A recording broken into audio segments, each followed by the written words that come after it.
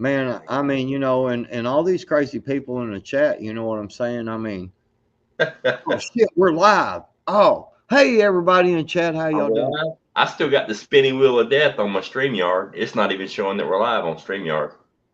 Not on my end. All right, now it is. Well, it just said, It took it 19 seconds on my end to register on my computer. That's how weird. That's why I'm glad I'm doing it on my phone. I was like, I set it up on my computer, but I do the actual stream on my phone. So if StreamYard drops off, I can still keep going at it. But yeah, welcome everybody in the chat. Who's here? Who all we got? Let's see. We got. And now the chat just disappeared, dude. dude, Literally, it just went blank. All right, there we are. It went blank. I, man, seeing a lot of people that don't stream, you know, like actually in the backstage or on the panel with the StreamYard, they don't understand. Like, I've had some people get mad and be like, "Man, you're not paying no attention to the chat," and I'm like, dude, this thing is jumping like crazy and it's flickering and disappearing and doing all kinds of weird shit. It And just stops. It'll stop for like 5 minutes, and then it'll give you 5 minutes worth of. yes, It's like, exactly. And people don't understand that. And I've tried to explain that to them.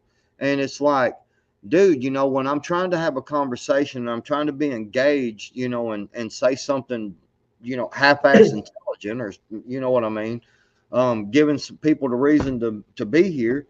But at the same time, I'm trying to pay attention to the chat, but god dang, it jumps around all crazy, and it's yeah, they it's don't hard. make they don't make it easy on you at all. No, it's hard to Miss do. Sharon, Miss Sharon, first one in the room. Betty Daly, what is going on? See, Miss Sharon, Betty Daly. Who else we got? Princess Buttercup. What is going on? Leslie, Cheddar pepper. Say that fast. Laura, what is happening, peeps? And dude, my chat just froze again. Now it went dark. I got no chat. All right, now it's back. Now it went dark again. What the hell's going on, man? It's been doing that. Joppa, what's up? Yeah, it's been doing that shit crazy, man. Flow state, Tammy C. What is going on, Tammy? Yeah, this thing is just freaking me out today, man. It's just cheddar Willow, pepper pepper, man. cheddar pepper prepper. I That's love what I, that. that's what I was saying. Say that 3 times real fast. Cheddar pepper prepper. Yaphet Methuselah, what's going on? Tiger, Flow State, what is up? Anybody wants to come up and join us? I mean, the link's pinned at the top. Chat at your own risk. I don't do rules. I've never had a strike yet. I don't want one. Von Eric, what's going on? Willow, Doc Mac, what is up? Black So today, weird day. I didn't have to work today. I mean, I was supposed to work today, but I took the day off because my father had to have surgery today. Again, skin cancer. So they had to put a nice, do a nice cut in his face and do all that. So I took the day off from work. So I've been just kind of chilling at the house. Black Cat Whirly Gig. Man, you guys got some of the best names. Yeah, Black Cat comes from over at Prepper Nation. That's what I was thinking. I've seen her over there with the big Marines. Yeah, Black Cat, cool. Yeah, I watched Nation. Black Cat is cool. Nation's one of the first channels I ever subbed to. I've been watching Nation for a long time. A long time. Yeah, I have too. He's pretty cool. He's good people. Man, I talked to him behind the scenes, for after we did that after I went on his live stream, man, we sat and talked in the backstage for like 2 hours, dude. Me and Nation did. He's a good dude, man. Like he's like a legit, just down to earth. Yeah, he's just a normal cat, bro. He's just like, dude, ain't it weird though that you brought that up?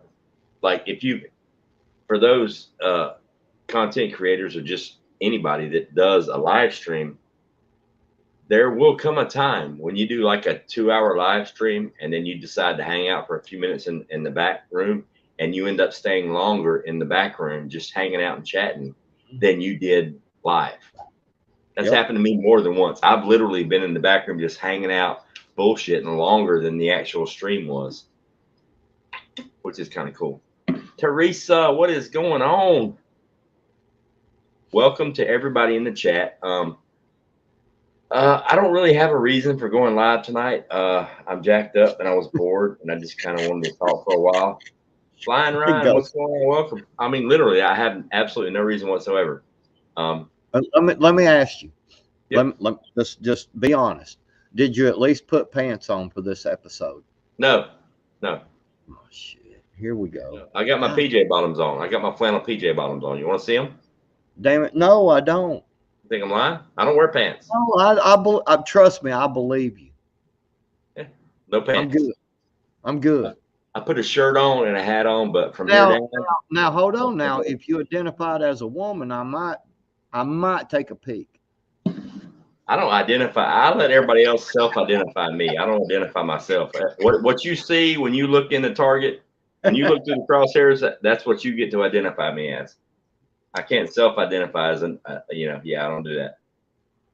Vaughn, Eric, my man, hadn't seen you in a while, Vaughn. What's going on, brother? But yeah, so I'm going live tomorrow night. I'm doing a canning party, doing a rendezvous update. And also, it's my 2-year YouTube anniversary. Actually, the actual anniversary was Valentine's Day. The 14th was my first video on YouTube was on Valentine's Day. So it's been 2 years. So tomorrow I got about 20 pounds. I got about 20 pounds of Boston butt thawing out right now. I'm gonna put them in the cooker in the morning, and then tomorrow night I'm gonna make. Man, I will make one of the best recipes I ever made in my life. I made it a year ago, January. I canned it on one of the canning streams, and I had a little bit of Boston butt left. And so I filled the jar about a third of the way full of Boston butt, full pork, and I filled it the rest of the way with potatoes and cranberry beans, and then chicken broth, and I canned them.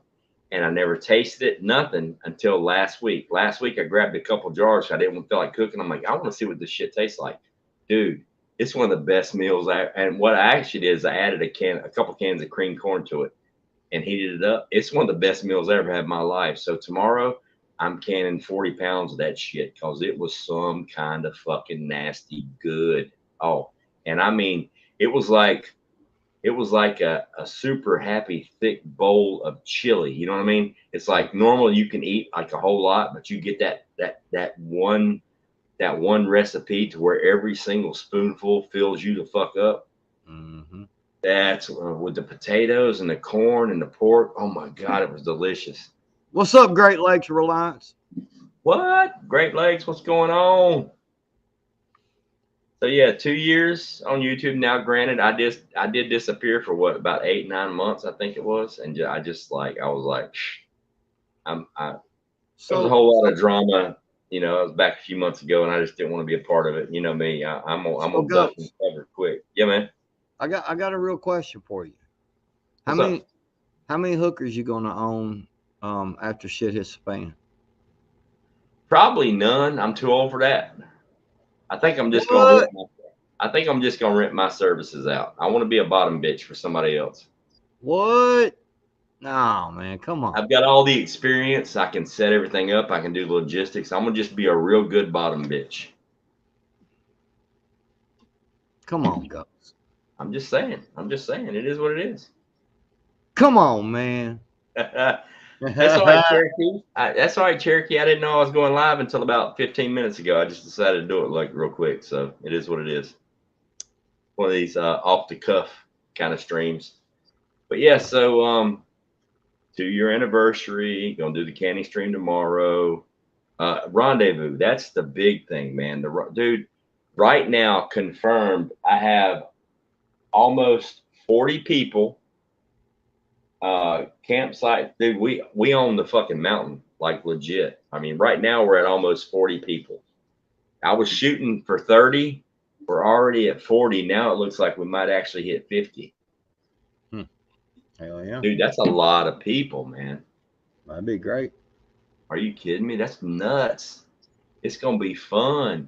You know, and I want to plan out all these cool things for everybody to do, but for 50 people, it's literally going to take 2 days for everybody to shake hands, meet, and figure out who they like and don't like. You know what I mean? It's going to take it, like it's Oh, man. Everybody's gonna like everybody, man. I'm telling, dude. It's just gonna, dude. we're just going to hang out. When you come there with the right mindset of, look, we just want to come and hang out. Nobody wants to start no trouble with nobody. Nobody better start no trouble with Ain't nobody. gonna be none. And you know, it's we just want to hang out. I'm telling you, everybody's gonna have fun, man. Oh yeah, I mean everybody that's already said they're coming are people that I've been chatting with, and we've all been. It's like our legitimate, like the entire Right. base of the community that can come is coming. You know, Yep. we've got people coming from the West Coast. We got people coming from Texas. You Mhm. know, damn near Canada, Florida. I mean, we got people coming from the entire, all across the country. You even gonna scratch old hillbilly out of the mountains over here in Arkansas. I know, it's crazy. We're just gonna have fun, man. I will literally spend the entire 72 hours just hanging out and shooting the shit. It's gonna be like the longest live stream without a camera in my face that I've ever done, probably. You know, I wanted to like have it all organized and have certain people sign up to do certain streams, you know, 1 2 hour streams every day and put it up. And I'm like, you know what? Maybe later down the road, you know, second, third, fourth year that we do it, if the planet is still here and we didn't blow it up. But I'm pretty sure that like for the first time, it's just going to be everybody fucking meeting everybody and getting comfortable and just hanging out and having fun. I'm just being honest about it. When I zip that tent to go to sleep, please don't mess with my tent. I'm just saying. Oh man, I'm really? just saying. I do not like to be messed with when I'm sleeping, man. My wife and kids know. I don't, dude. It don't. Well, I don't I like it. sleep. I sleep very light, so yeah, I'm the same way. But it's I And think I'll never bother anybody while they're sleeping. I can promise you, ever. with all the walking we're gonna be doing back and forth to everybody else's campsite, come midnight, it's probably everybody's gonna be whooped. I'm already be nervous, man, driving all the way across the damn countryside and being away from my family during all these troubled times, man. I know, right? I'm actually nervous. I'm only going like 2.5 hours. You know, literally for the last 2 years, except for maybe three occasions, I don't travel farther than 10 miles from my house. I don't go more than a half a day's walk from my house, and I carry Too. like my bag that's on my back everywhere I go. It's in the car every time I'm in it. It's got reloads. It's got food. It's got 2 gallons of water. You know, I mean, I don't usually go more than 10 miles from my house. I Hey, can crawl 10 miles on my hands and knees. Ghost. Yep.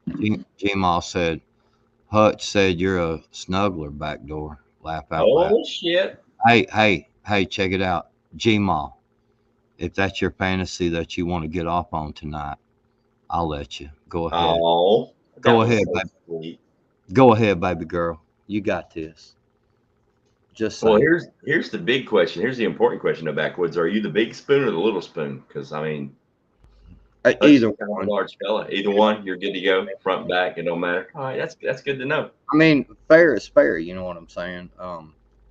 We got to have some even trade. You know, I don't sell out short. You know what I mean? Exactly. Well, Tammy C, that really sucks. I got your message earlier. It kind of bites that they don't get to come, but I am so stoked that you're coming, and we got a lot of cool people around us, which is awesome. But I think we're gonna have fun. I think we're gonna have a whole lot of fun. You know, and it's like, you know, I want to try to do the canning over the open fire thing. Sophia and I talked about that. So the milkmaids and roots. But you know, if we don't get the chance to do that, it's not going to break my heart because I mean, there's going to be damn near 50 people there that I want to meet and hang out with. You know what I mean? Hmm.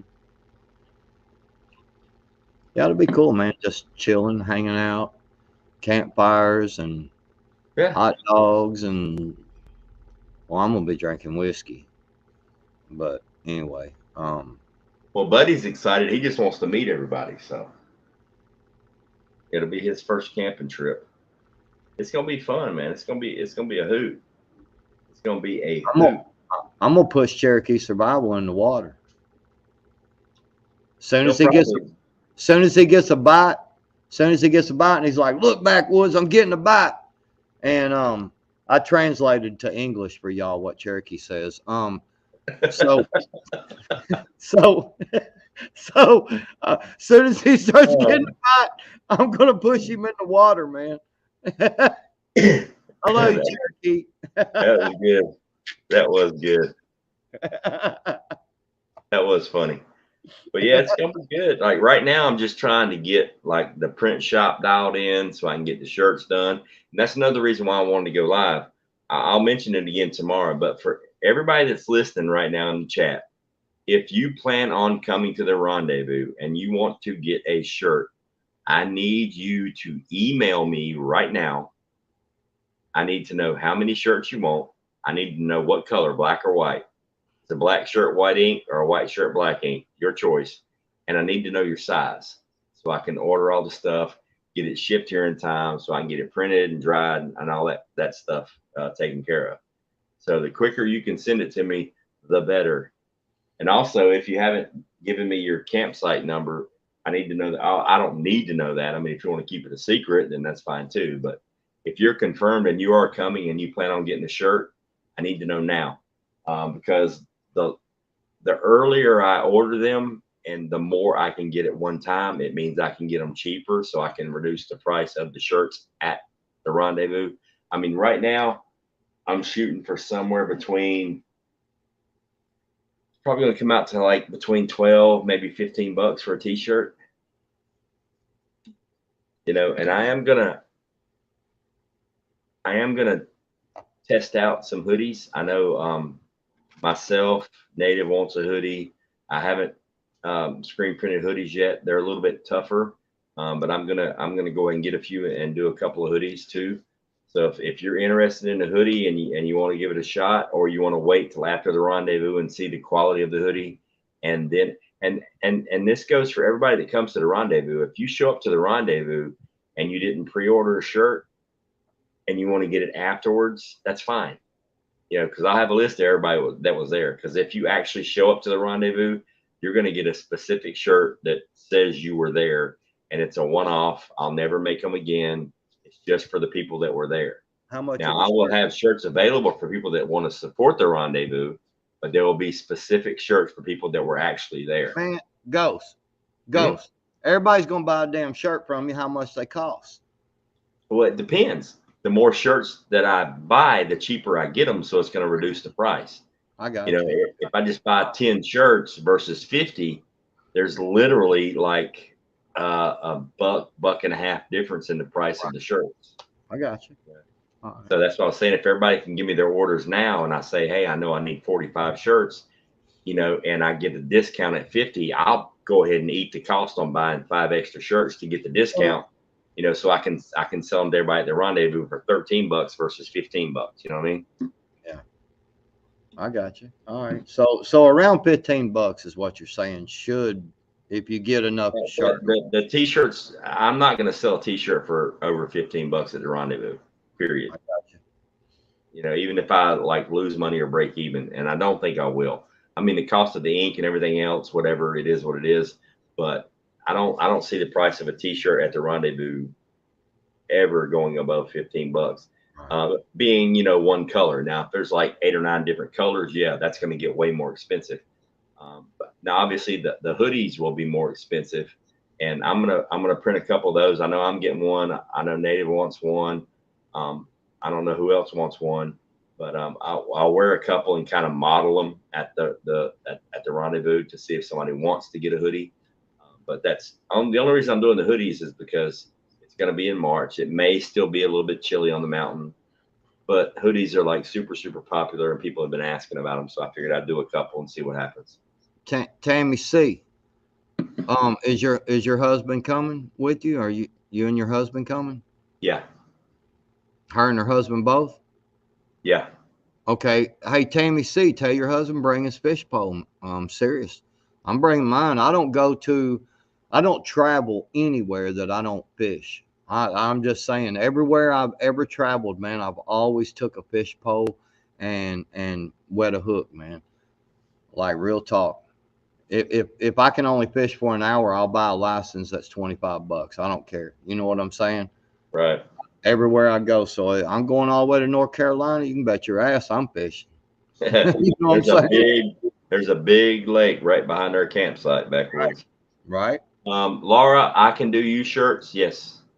That's why I said I need the sizes. I mean, let me know what because like the U shirts are a little bit cheaper than uh, medium and large shirts. And now once you go to extra large and double X, it jumps. It's like the extra large shirts cost about $1.50 more than the large shirts, and the double X shirts cost like $2.50 more than the rest of the shirts. That's why I said I needed to know everybody's price so I can get like I want to be able to let them know by the end of within a week. I want to be able to place the order and order everything at once. So it's one shipment, it's a discount, and I get all the shirts in there together so it doesn't cost so much.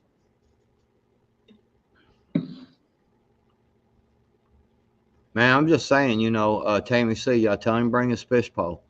I Cause hear you. Yeah, I'll Leslie just said, Ghost, I sent you an email. I think I want to add a hoodie. Right now, the hoodies, I'm hoping that I can bring them in like right at $20. We'll see. It just depends because be probably hard. a lot of people aren't going to want hoodies, so I'm going to have to pay premium to get them. But it is Yeah. what it is. Now, Hard. if you want to just come to the Rendezvous and get a T-shirt, or if you just want to come to the Rendezvous and not get anything, and then when you show up, you're like, oh man, I like that shirt, I like that Listen, hoodie, and when you go home, you want to order one, you can, because by the time the Rendezvous kicks off, I will have launched the website. So you can just click the button and you can just order online, and I'll know that you were there, and I can send you the I was there, I survived the Rendezvous shirt. tell him, Stuart. Tell him, rinse, do, pay up with the thumbs up. What's up, Stu? Yeah, pay that rent. Yeah. Yeah, but you shirts are available. Hey, don't All that stuff. just understand, you may have to pay a little extra for a hoodie, everybody, and that's just Yeah, the way it I mean, is. But the you're hoodies. talking about once in a lifetime deal, though. Well, the hoodies cost Right. more, plus the printing process. Right. The screen printing process on the hoodies is completely different than a t-shirt because the material's thicker. So you got to do it like more than once. And it's like, I haven't done hoodies yet. I haven't even done t-shirts yet, guys. These things might be ugly as fuck. That's why I'm keeping them as cheap as I possibly can. But I What's plan on start printing within 7 days. I'm going to be getting ink under my fingernails. So I'm going to get an entire month to practice and screw up and get that shit as good as I can get it. But trust me, you will get your money's worth. I will if I well, got to go buy shirts that somebody else prints to bring to the Rendezvous, I'll fucking do that. But I don't think I'll have to. I'll figure that Ghost? shit out. Ghost, check it out, man. Chat. Everybody in chat, y'all agree with this?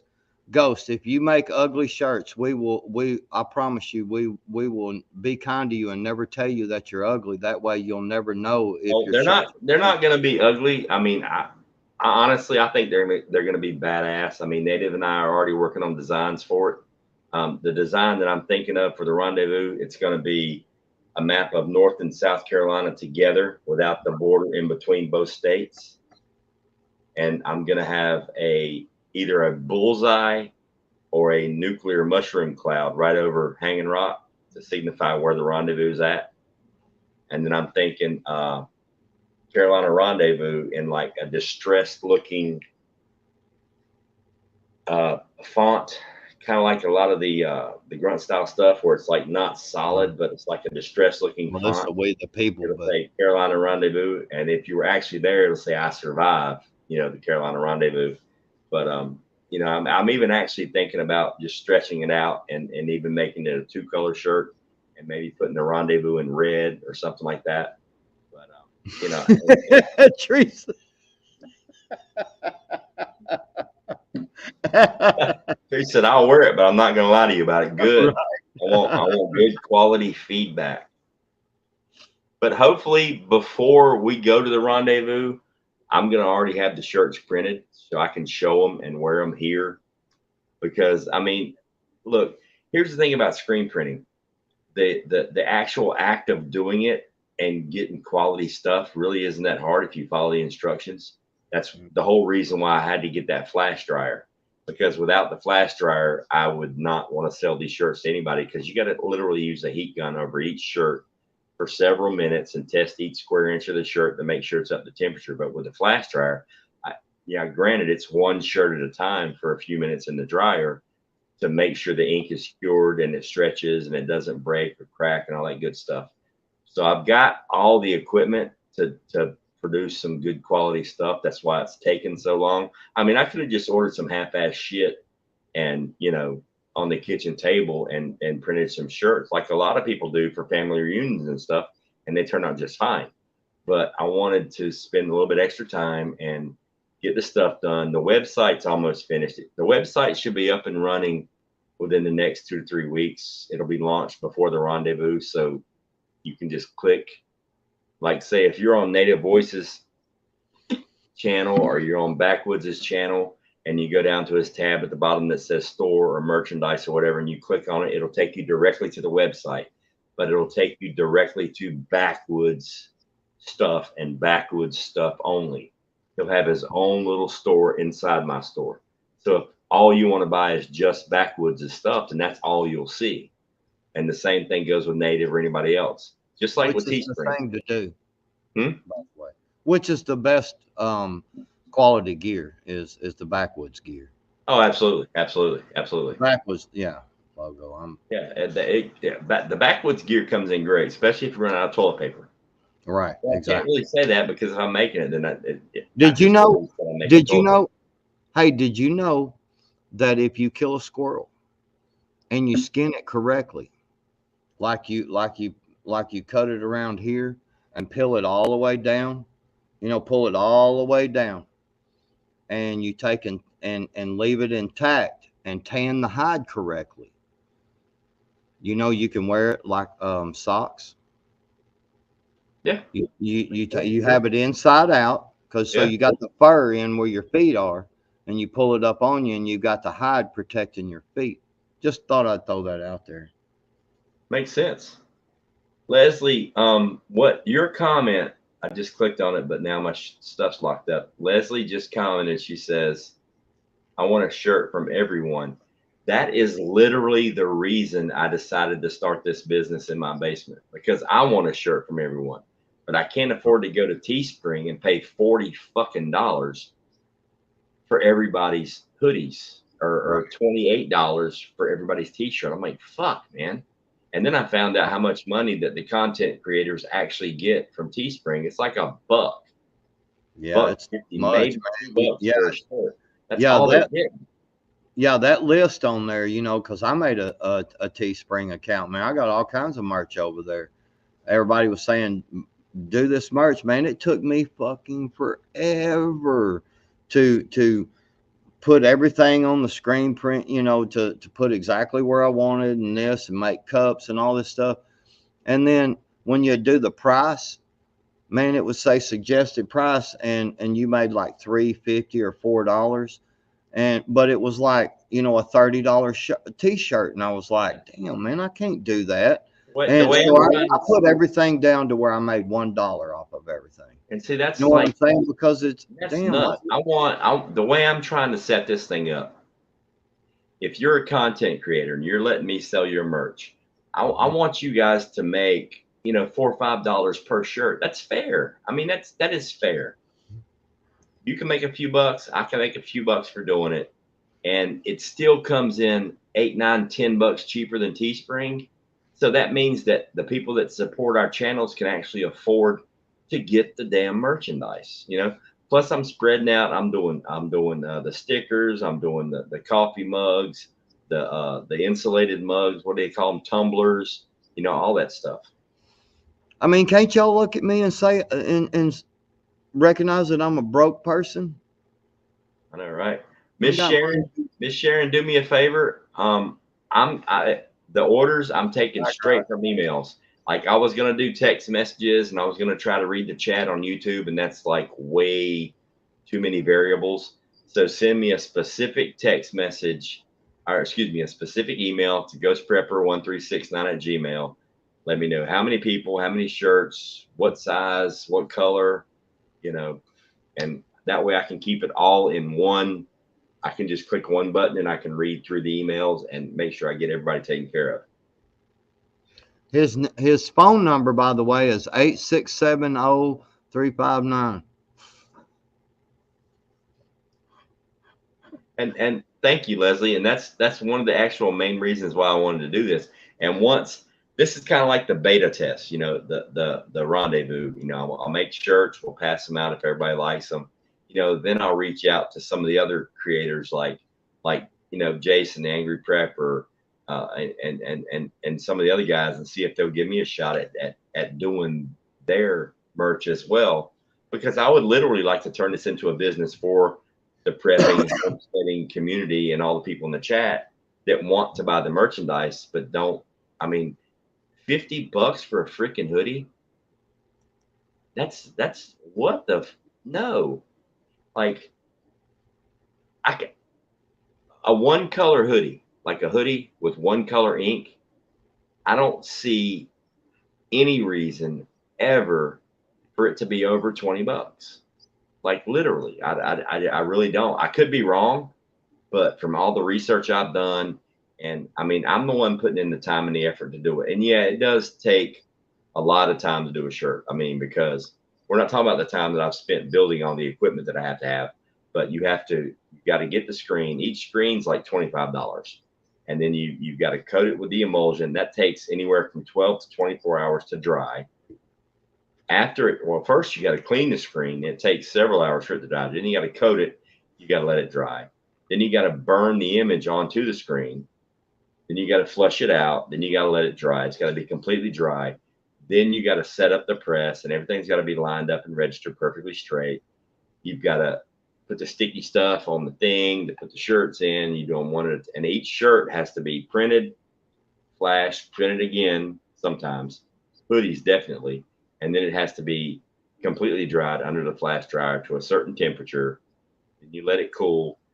Then you fold it up. It's like a multi-day like process. So if you're doing the messed up part is it takes the same amount of time to do one shirt as it does to do 50 shirts, unless you're doing all 50 shirts at one time. You know, so if I'm just burning 50 shirts from one screen, the setup cost is the same. But if I've got to do the setup cost for 2 or 3 shirts, and then somebody else wants 2 or 3 shirts, I got that setup cost again. That's why I invested money into several different screens. So like when Backwoods sends me his stuff and I burn his logo and all his stuff onto his screen, that's his screen. He owns that screen. I'm not charging him for that. And I'm not charging you guys for that. I ate that cost. I bought those screens. Those are my screens. But it's his screen, and it'll be stored for a year, 2 years, 3 years, however long it lasts. And so I can always, if only 2 people buy a shirt from Backwoods this week, I can just pull his screen out, put a little bit of ink on it. I can print the 2 shirts, clean it, put it back in the rack. I don't have to reburn the entire screen. I don't have to spend 3 days in setup time to make a few shirts. So the only way that monetarily made sense to me was to buy several screens for each content creator, so I can have multiple designs for Backwoods, multiple designs for Tribe, Hutch, Native, and everybody else. So depending on what design you want to buy, I can just grab the screen, pull it off, put a little bit of ink on it, make a few shirts, clean it off, put it back in the rack. You know. Hey, you know what I think would be cool? What's that? Multiple creators shirt. So you had like Backwoods up here, and you had a Ghost logo down here, and a Tribe logo over here, and that is a good idea. Just all over, man. That is a really good idea. I like that. A community. Well, it's your idea, bro. You know what I'm saying? A community. No, it's your idea. Like I can't make shirts. Shit, we're here to help each other, bro. Shit. Like a community shirt. Yeah, exactly. You know? Like the five. And even better yet, you could make one that has each a bunch of the community members. So what we do, okay, is let's say my name goes on there, and there's one special logo that you get on this one shirt, and then someone could bid on it. Someone could bid on it, and then or whatever, or just do a giveaway. Maybe the people that's on the shirt can donate like $5 or $3 towards the shirt, and then do a special giveaway. That would even be better. You see what I'm saying? Like I'll donate $3 and you put my logo, Tribe does, everybody, you know what I'm saying? A bunch of people do, and have all these logos printed on it. Yeah. And then do a special giveaway, and it's a one-time only shirt that someone gets to win. But then afterwards, you've got our regular logos, and you do logo shirts, like all the community That's logos. a great idea, because like one of the ideas I had for a shirt was the 5 horsemen, not the 4 horsemen, but the 5 horsemen. Me, you, Tribe, Native, and Hutch, and like have the logos on there with the 5 horsemen. POTB ain't a horseman. Oh, he could be. I mean, we can make it 6, but like us 5, that was like my original clique. You know what I mean? Like every time I went live and I was motherfucking somebody, you 4 showed up to help. You know what I mean? So it was like, it was like usually anytime all of us were on the screen at the same time, the chat was going, "Oh shit, somebody's about to cry." It was like a thing for about 8 months. It was like, "Oh shit, somebody's in trouble." What is up, Flow State? What's up, Flow State? Flow Hate State. You're muted, bro. Come on, rookie. I was just saying all sorts of interesting things, but I can't do it again. I just got out from under my truck. The motherfucker who sold it to me put the wrong oil cap onto the fucking oil thing. So I've been putting the wrong oil in it for like 9 months. Holy shit. Yeah. So well, how wrong of oil? Yeah, how wrong? 020 instead of 530. So not insanely wrong, but still irritatingly wrong. 20 weight. You talking about like 5, you mean? 020, that's that synthetic stuff, right? It's all synthetic. Yeah. Most of the oils are. I mean, you can still buy regular oil, but a lot of the oils are synthetic now when you go up to the shelf. But I meant like that's the full synthetic. You should. Stands for? I think that everything that I get is full synthetic, whether it's 020 or 530. Oh. Or whatever. So both of them were synthetic. Then why the fuck do they have all these crazy codes? Why can't we just have one number and just say oil? I don't know. You'll be all right. Your truck will be fine. Yeah, it'll be fine. It's just irritating. Yeah. That's not something I want to do when it's 25 degrees outside, and I've got to go do some shit tomorrow with the truck. So I didn't want to. Yeah, that bites ass. But it's done. Yeah, I put my monster back on the road yesterday too. I gotta replace the power steering pump now. Maybe you were using the wrong oil too. I don't know, man. All I'm saying is I ain't had to do anything to my Ford. I just get in it and drive it. I'm just saying. I actually blew up my power steering pump when it. I'm just saying. When I the starter, like before I realized that the engine in the truck was not the actual engine from the truck. Like the engine came from an 84 and the truck's an 86. Hey man, what the hell are y'all driving? A bunch of pieces. Well, y'all driving like that. What was that Cadillac song? Hey, did you watch the video? Did you watch the video I sent you of the guy buying his brand new Ford? I emailed you the video. Was it a TikTok video? I emailed. Yeah, watch it. It's a rule in my house. We do not do TikTok. Period. No, it's from TikTok, but I sent it through my email, so you're not gonna have to log into TikTok. Watch the video. It's fucking hilarious. It's a trap. I emailed it directly to you. It's a guy buying a brand new Ford pickup truck and driving off the lot. You're going to pee yourself. I almost did. But no, the reason why I blew out my power steering pump was the starter that was on the truck when I bought the truck was the wrong starter for the truck. So it like literally sheared off like all the teeth from the starter and the flywheel while I was at a state park in Florida. So I had to call a tow truck. It was like, it was fucked. I'm like, what in the hell? I get under the truck and I'm like, holy shit, I got metal fucking shavings everywhere. The messed up part, I'd been driving it for 3 weeks. It was right after I first got it. It was running perfectly fine, but they shimmed it. They shimmed the starter down to make it engage. Like they shimmed it like this fucking much. Dang. So it literally degraded the metal on both sides of the teeth action. So yeah, when it went, it just fucking detonated. So I had to call a tow truck. Well, it's an 86, okay, and without That's as power, old as I am. we'll have power steering. So I'm having to crank the wheel to get it out of the parking space to get it on the truck. and dumbass me, I forgot to take the cap off when I'm doing that, so it's building up pressure. And for anybody in the chat, if you're having to crank your steering wheel, take the cap off the power steering pump before you do that, because it'll build up pressure and that motherfucker will detonate. It'll crack. It'll crack the housing. So yeah, I'm having to crank the steering wheel and I'm like, motherfucker, and I completely forgot to open the cap up to release pressure. So I'm cranking the steering wheel and I finally get it round, get it on the thing, and I get it home. And it's like I have this hairline fracture in the back of the power steering pump, the housing. So it leaks power steering fluid. So yeah. And it's been, I haven't driven it in a couple months. So y'all stuff, man, I'm telling you, it's breaking down because y'all are tugging around a bunch of pile of shit. My stuff's not breaking down at all. My stuff is running just fine. I challenge you to pull that video up right now, Backwoods. I'll put you on big screen and play it for everybody. You will laugh your fucking ass off. It's the funniest Ford video I've ever seen. Listen. I edit videos and there are people out there that can blow me out of the water with editing. I don't believe anything that these people put out. Oh, it was seriously edited, but it was funny. Play it. Pull it up on your phone. Pull it up on your phone and play it right now. Pull it up on your phone. Did I not guess that right?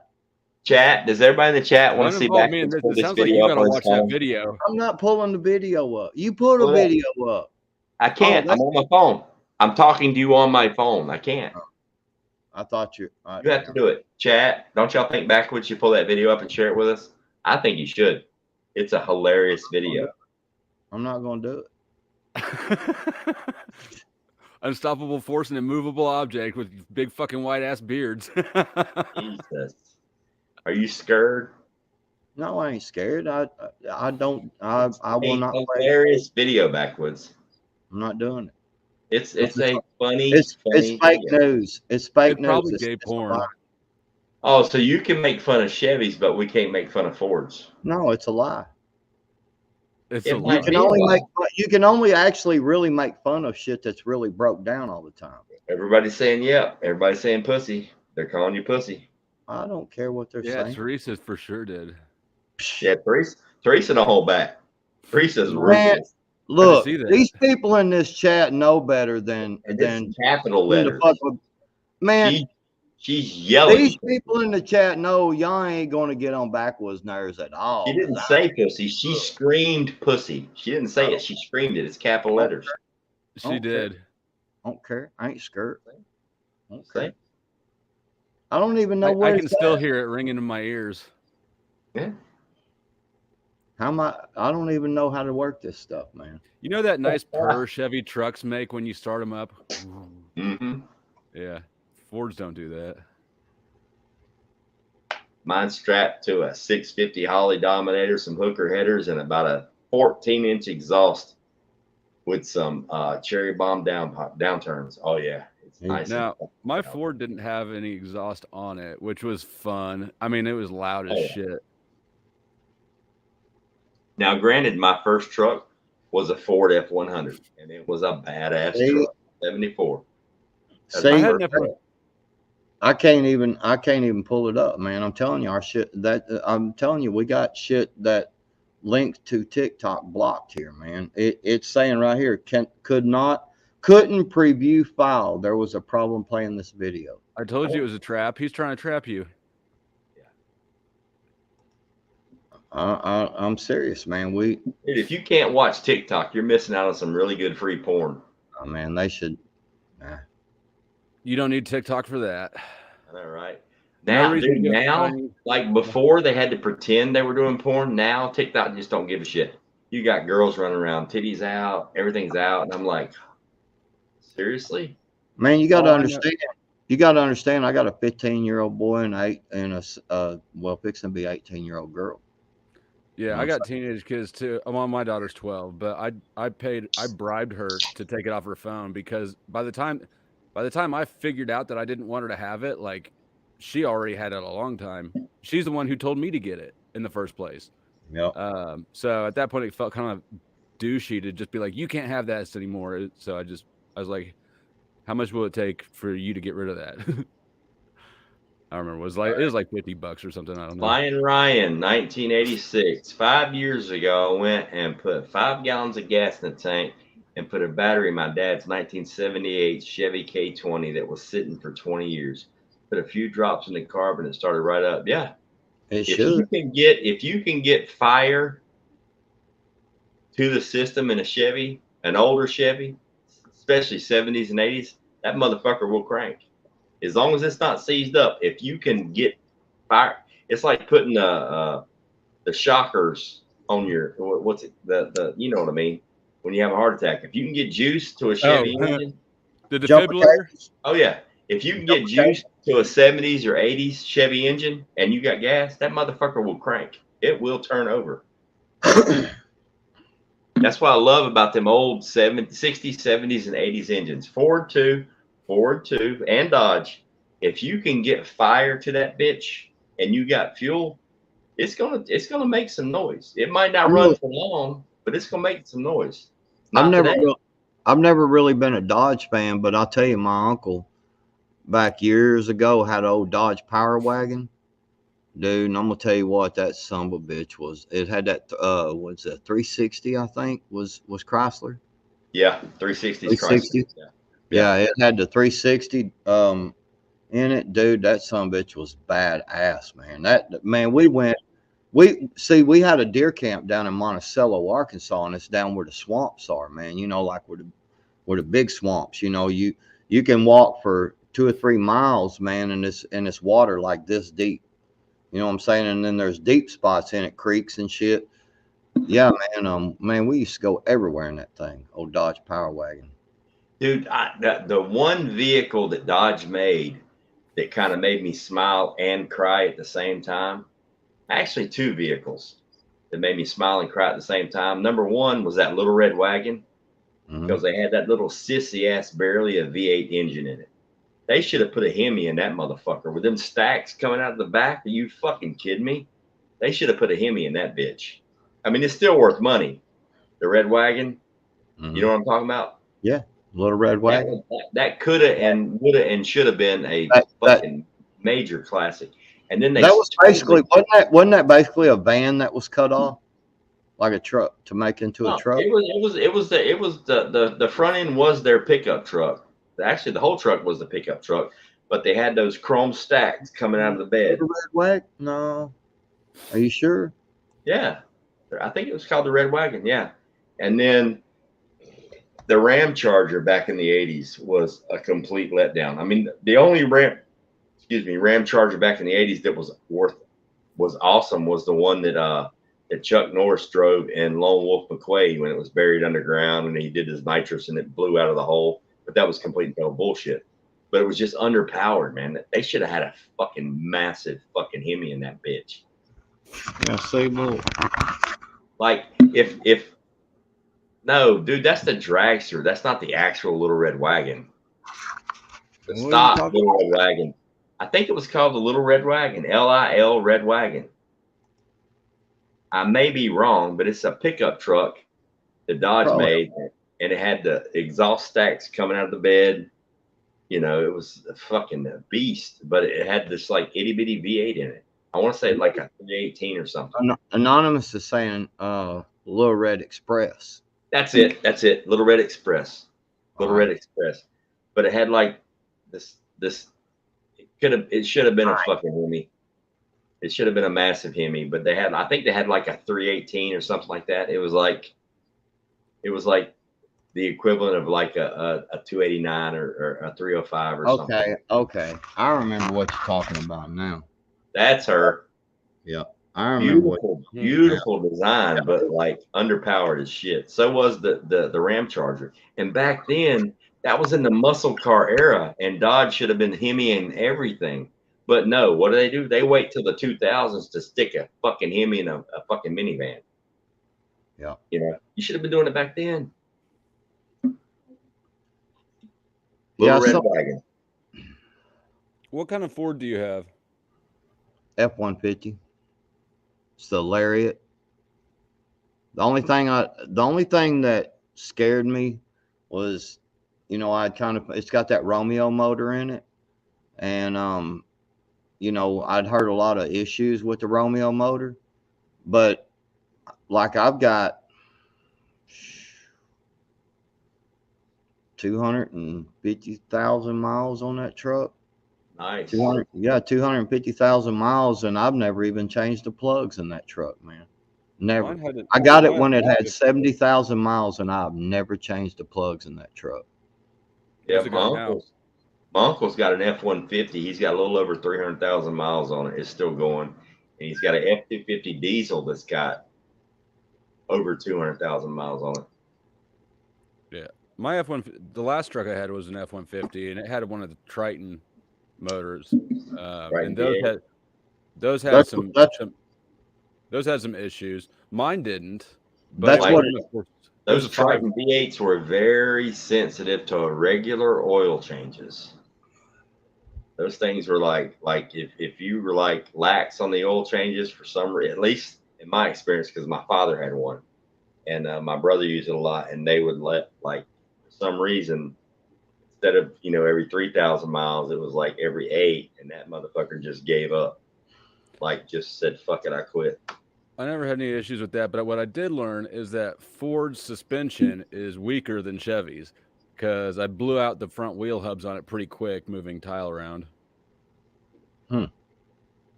I think each. I don't know, I've never had no issue with mine. Well, I'm fixing to replace my entire front end here as soon as it warms up a little bit.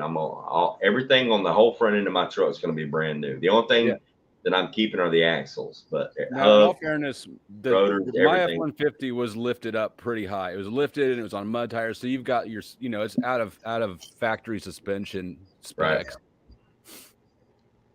Yeah, I'm replacing my whole front end this year, but now my truck, it's got a brand new carburetor, brand new starter, new tranny, new flywheel, new fuel lines, new exhaust, new headers, like complete new exhaust, and it will have like all the bearings. I'm replacing everything on the front end, the bearings, the hubs, the rotors, everything's going to be all new. I've already got it downstairs in the basement. I just got to put it on.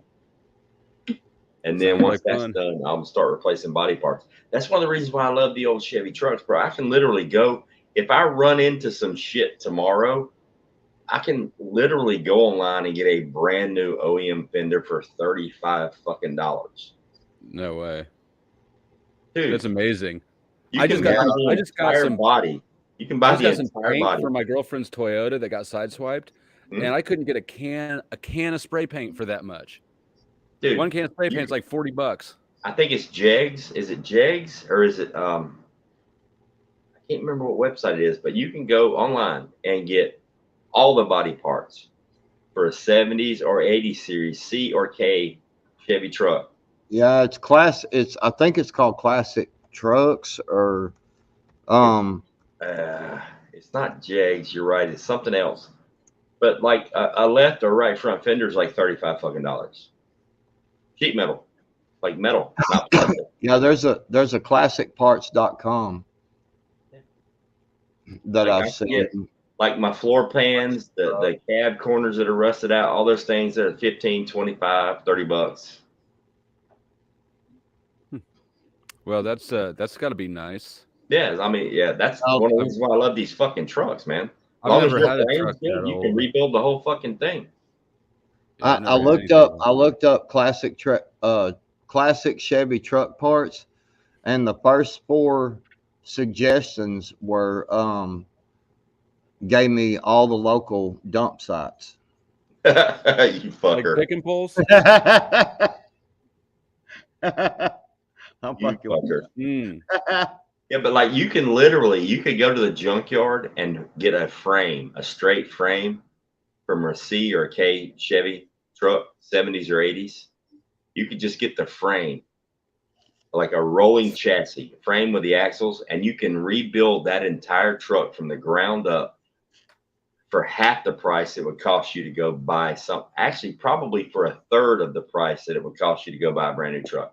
Because You're you can get a definitely crate motor. inspiring me to for I my mean, next project. Yeah, you can get a crate motor from Chevy for a few $1,000s.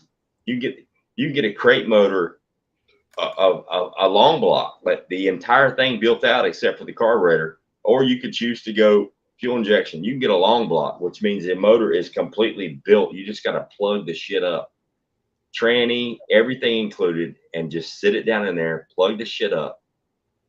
All your panels, everything, and you can literally build the truck from the ground up for a third, if not a quarter of the price of buying a brand new truck. And it's made of metal, not plastic. There's no computers involved. And it's, I mean, fuck, man, do the math. That just makes more sense. You're really probably putting me on to a project coming up here soon. Do it. That's what I'm doing.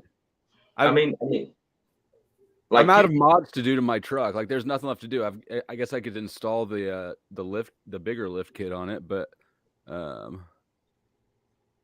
mean, you can go online, Jegs or anywhere else you want to go, and you can get a long block, a completely built motor, stock 30 over, 40, 50, 60 over, whatever you want. You can design the specs. You can get the long block completely built, plug and play for like $4 or $5 grand. That's dope. And no computers? None. If you choose none. Now you can go with the fuel injection and all that stuff if you want to, but you can go straight old school. JC Whitney is one, and that's where I got the motor for my truck. I'm looking right now, and like a replacement fender for a 1985 Chevrolet C10 Custom 8-cylinder 5.7 liter. A replacement fender is $134, but that's still not bad, man.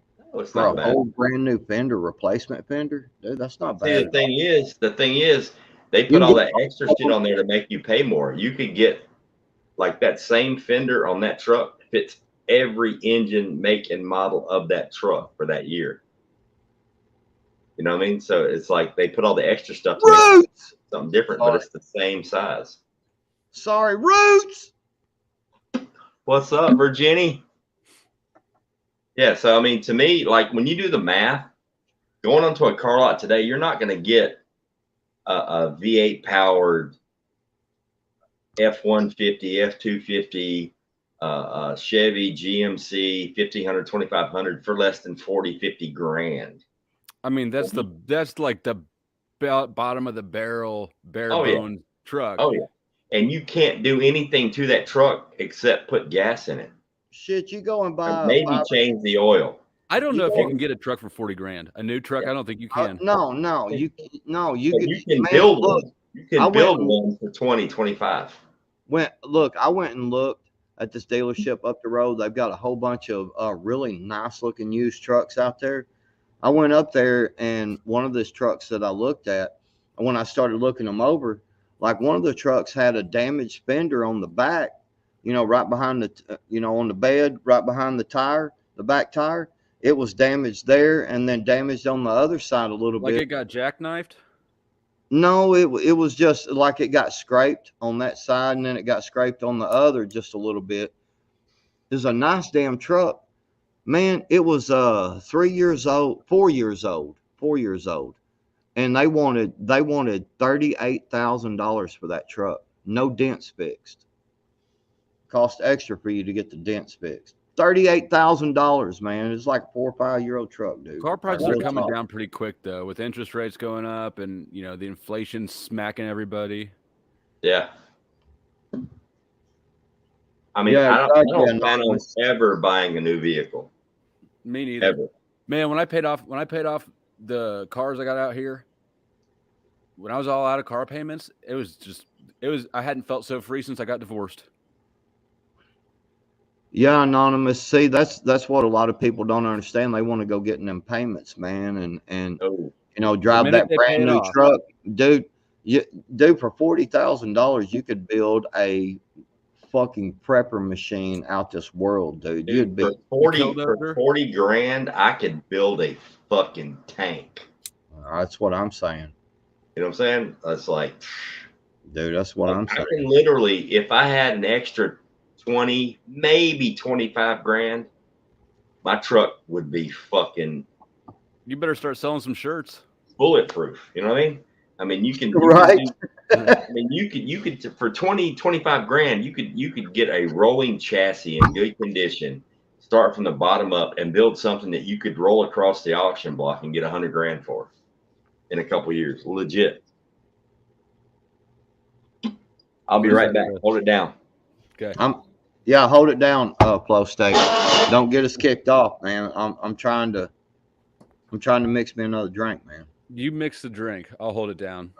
All right. Well, you got to talk to him, man. I was waiting for you to go away because I'm gonna hold it down. I'm gonna get naked. Type 1 in the chat if I should get naked. Type 2 in the chat if I should play with guns. Type 3 in the chat if I should talk about the injections. No, sir. I'll have to disagree with that stance you're taking. Man, I thought I was supposed to hold it down, and here you are micromanaging me. Well, man, Sing I us the mean, song. come on. I would do anything for love, but I won't do that. Man, you're That's, running people off. I don't do karaoke, but when I do karaoke, that's the song I choose. I choose it because it's like 12 minutes long, and it's because I'm super drunk and I'm trying to do it vindictively. Like, I really hope nobody told you you can sing good, because you can't. Don't lie to me. I am in Kansas City. I'm telling you the truth, bro. No. I know I have the voice of an angel. But I won't do that. Did he die? Or Y'all hear this shit? Your turn to sing. Sing Aretha Franklin. Oh, I gotta hear that. Sing Respect, Backwoods. Yeah, I want to hear Aretha Franklin come out of Backwoods' mouth. He's not going to do it because he's scared, just like he's scared of TikTok. Got to hit all the high notes, Backwoods. Yeah, I changed I put my name to Flow Hate because I was all crabby because I had to do the oil change and like I just noticed that. degrees. Flow Hate. I like that. I like that. I do have a channel, Princess Buttercup. It's called Flow State. It's youtube.com/c/Flow State will take you there. But if you search, oh yeah, that'd be good. If you search Flow State, you might not find it depending on how, the algorithms they don't always love me. I'm in pretty good standing with YouTube right now, but Roots already nailed it. Roots already nailed it. She's already got your link up. Tits. There's a long black train coming down that line. That was not Aretha Franklin. No, I don't know who that That's is. all I know. I'm pretty sure that was not Aretha Franklin. I'm not positive. I'm going to go out on a limb and say no. That's all I know. Was that not good? No, it was good. It was good. It was not good. No, can't lie to you. See, that's why I don't sing on here. But Did you say it wasn't not sing. good?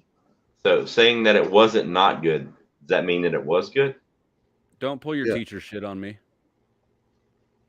Dude, that was like one of the most popular songs when I was in Iraq.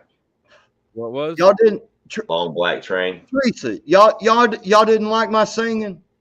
Loved it. What about That's messed up, man. A lot of vets I knew from who were in Iraq and Afghanistan that like the you ever hear "Dope"? Die motherfucker die. That Yep. song. Like, dude, every time I went out of the gate, whether I was in the driver's seat or on the gun, we had the earphones, and I had a earplug in one ear, and I had the headphone plug in the other ear, and we actually took the earplugs, you know, the ballistic plugs, and we would hollow them out to make sure we could fit the earplug in, and then try your best to make sure you didn't lose your eardrums if something happened. So we were always jamming. But yeah, it was usually like Tool, Metallica, AC/DC. I mean, The it was good shit. like jacked up. You know, just- Dope was one of my favorite bands I seen live. I saw them like 10 years ago, probably. They at a rock festival. It was awesome. It was an awesome set. And they had Like, people got married. Like they took an intermission. People got married on stage during the concert. like I had this thing for Five Finger Death Punch, though, man. They're I've just seen like, them too. fuck the world. Five Finger Death Punch is the shit. I love the thing about them, like Five Finger Death Punch has this aura. There's another band that I love, Mongolian, called the Who, HU. Oh yeah, I know them. They're cool. Oh, bro. And the thing about Five Finger Death Punch and Who that I love is that even if you don't understand what the fuck they're saying, it does not matter. It doesn't. It's like the beat, the energy that you have no fucking clue what they're saying, and it really don't matter because you're not trying to sing it. It's You're a part primal of as shit. Oh, Really, dude, really. if you've never listened to the Who, oh my God, Backwoods. Do you know who they are? Yeah, Oh, man. their dude, videos are insane. Their videos on the Harleys out in the middle of fucking nowhere in Mongolia, really? Mhm. They're just like rolling up on Harleys. I'm like, yeah, I'm feeling it. I'm feeling it big time. And that they're using the old school instruments too. I'm like, holy shit, this is classic. Yeah, alien weaponry is awesome too. G-Ma Merkel, it's not hateful metal. It's not hateful metal. G-Ma, I challenge you to Google the Who, H-U, and watch a couple of their videos.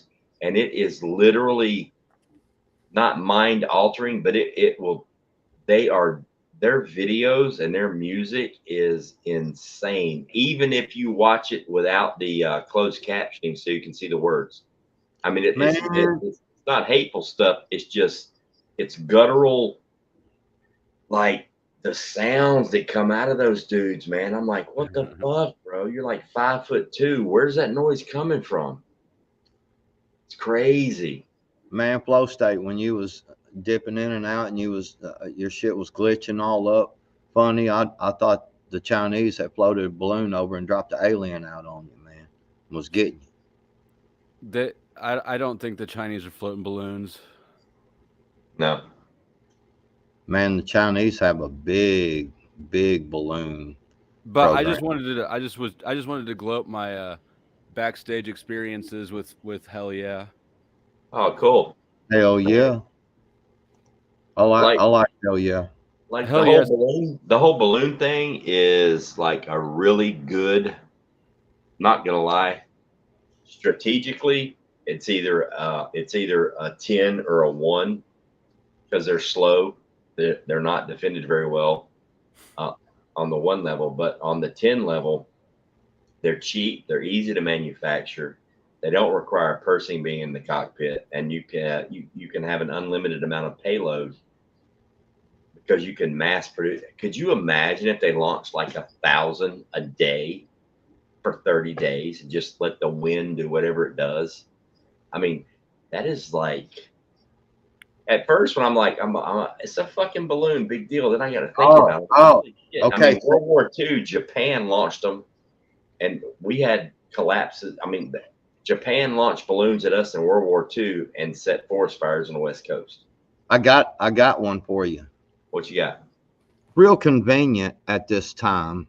Just so happens they are warning of a massive solar storm speeding towards Earth that could affect radio and GPS signals. Yeah. Actually, honestly, I see one of those on the news like every other fucking day, The solar which flare things, which yeah. blows I my agree. mind because it's like they're trying to make you numb to the fact that it's going to happen. So when it really does happen, it catches you off guard. It's like they No, warn us every Or it's day. like they're just well, constantly fear mongering so hard that they just throw everything at the fire all the Yeah. time. Right. well, I'm saying how convenient is it for them to start talking about this kind of stuff, these solar flares and these solar storms, when we know that multiple of these countries that we're fucking with has EMPs. Yeah. But that's a good point, brother.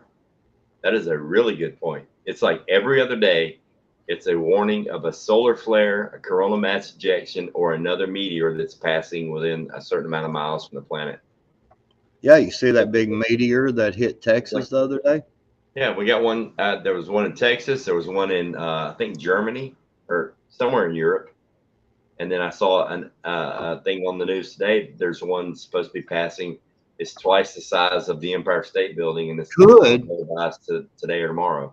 could there really be that big meteor that's headed towards us that everybody has talked about in the past, kind of conspiracy theory? But then they're saying, well, could this massive meteor be headed towards Earth, and it is getting close enough that it is actually starting to disrupt the sun more?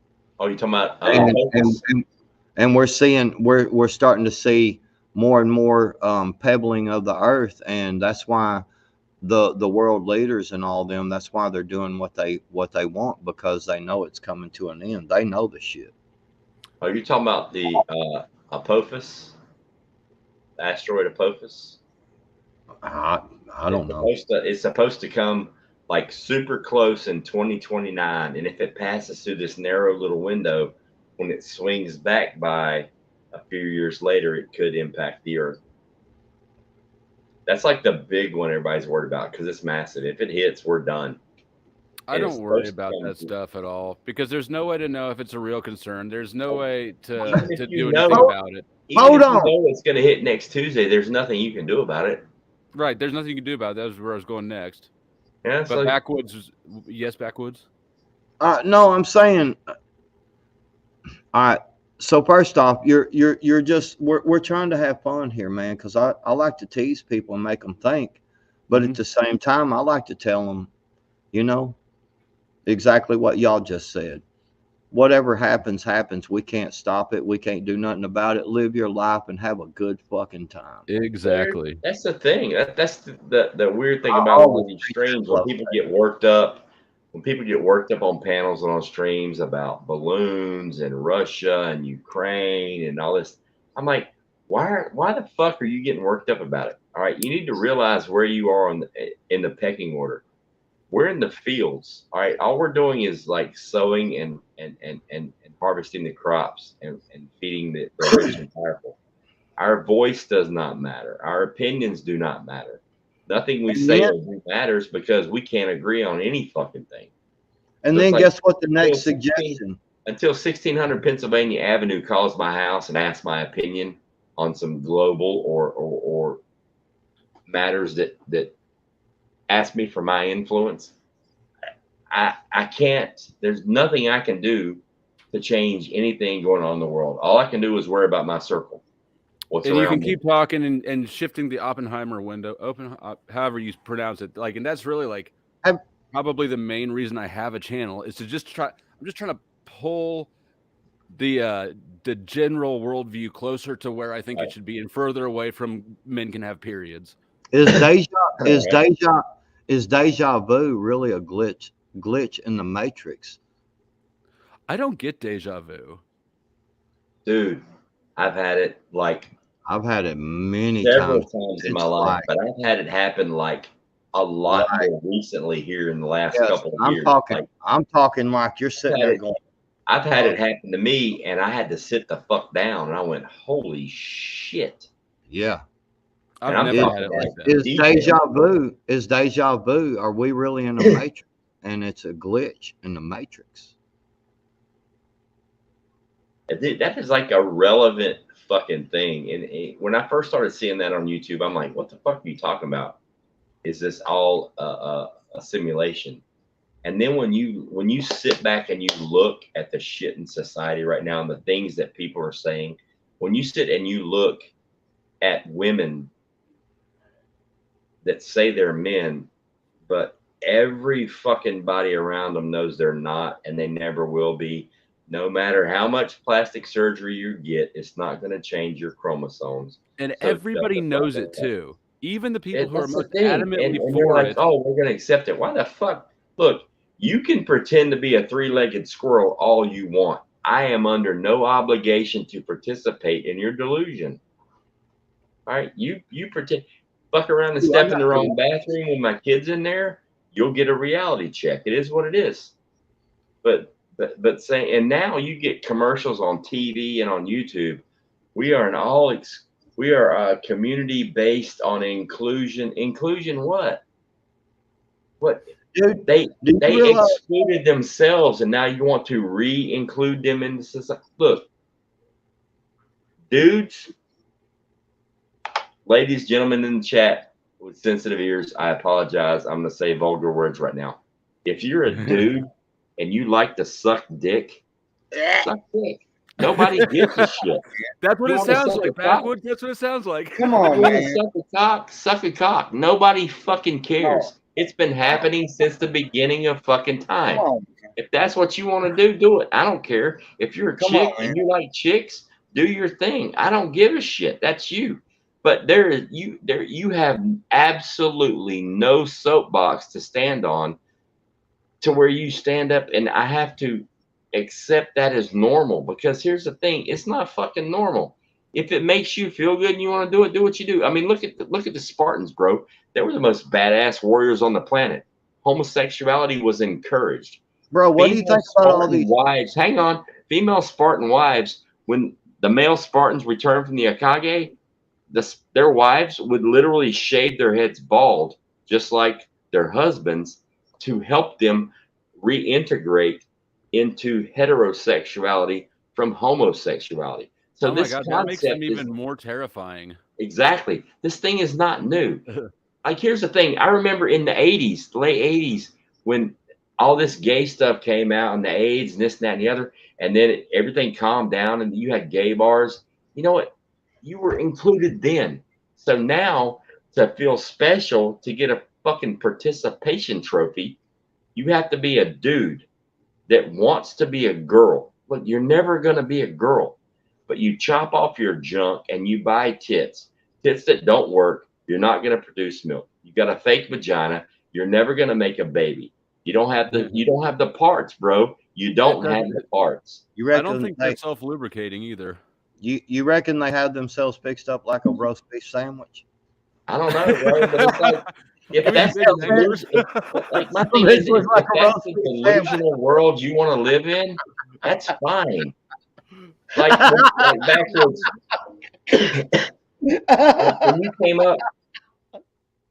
When you came up in school, any of you, did anybody here in the chat, when you were in school, middle school, especially middle school, elementary and middle school, were you ever told that you had to acknowledge little Johnny's, the guy that sat beside you in class? Were you ever told No, we made that you up had names. to acknowledge his imaginary friend Lisa? See, this is where we fucked up, man. This is where we fucked up, because, man, before, back in the day when I was in school, kids, man, we made up words for people. They didn't get to select their pronouns. We made pronouns for them motherfuckers, man. You get the pronouns you're given, and that shit sticks with you for life. You know, I do not now, and I never will accept this whole pronoun non-binary. I mean, how the fuck is computer code related to sexuality? Number one. Number two, why are they still called gender reveals? Because you already said gender is not sex, and all you're telling me is pink or blue, which is male or female, sex, boy but or girl. Gender affirm or gender exactly. affirming So like, certain care. Yeah. It's like you can't have your cake and eat it too. So homosexuality was supposed to be, all my life, it was supposed to be you're something you're born with, right? Because that's the only way that you get civil rights for homosexuality. It has to be something you're born with. But now all of a sudden, everything is totally up to how you feel at the moment. It's just I'm not submitting to that fucking. I'm not drinking that Kool-Aid. you're not If eating you're a that roast dude beef and you sandwich. want to suck a dick, go suck a dick. I don't give a shit. You're not sucking mine. Come on, y'all. What? Zach was gonna throw up. Man, you seen the price of eggs lately? All I know is there's a lot of gay dudes out there looking at that beard and going, "That's a nut tickler right there." I was just wondering if eggs cost as much as a blowjob now. Dude, the last time I looked at a dozen eggs, like not Walmart eggs, they were $9. Shut up. 12 fucking eggs. $9. You see why I had to deal with these raccoons? That's not organic. That's just eggs. Organic, 11. So I had to get these raccoons that were getting my chickens. Exactly. Corn pop, $20 is $20. I hear you, brother. But I mean, it's like, why? And now everybody's coming out. Oh, I'm binding my breast. I'm non-binary. Everybody's this Me Too shit. Everybody's a fucking dude. It's because find me a woman on the planet that's not related to you that wasn't a victim of sexual violence or rape. Everybody's been fucking raped. Everybody's been misgendered. Everybody's been discriminated. I mean, fucking cowboy up and live your fucking life. This pity party bullshit, I got no fucking time for it. Fuck you, deal with it. I wanted to correct Corn Pop. It's $60 is $60 now, man. Inflation, man. It's the new normal. Just yeah. Holy shit. You can't get near the blowjob for $20 that you used to be able to. No. Fuck me, really?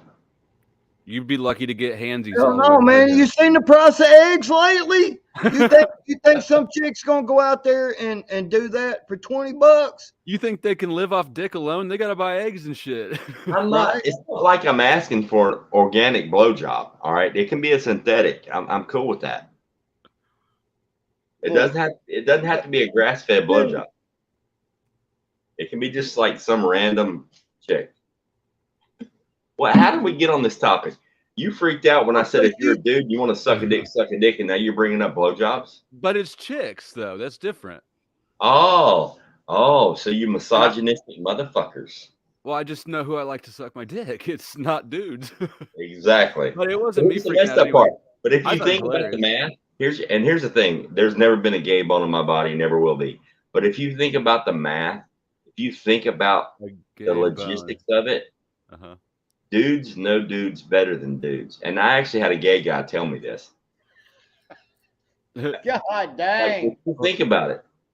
If literally probably the 10 best blowjobs ever given on the planet in history would have to be given by dudes, because dudes, they have them. You know what I'm saying?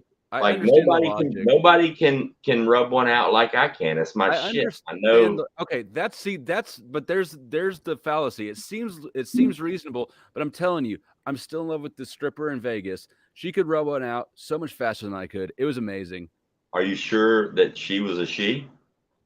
It is pretty sure. If she wasn't, that was very convincing surgery. Dude, we are killing the chat right now. They're like, "What the fuck?" Cherokee survival, you're not a virgin anymore. Not after this conversation. Change the subject for like 30 minutes. Dude, you're the one that brought up the fucking blowjobs. No, I didn't. That was you, dog. No, that was you.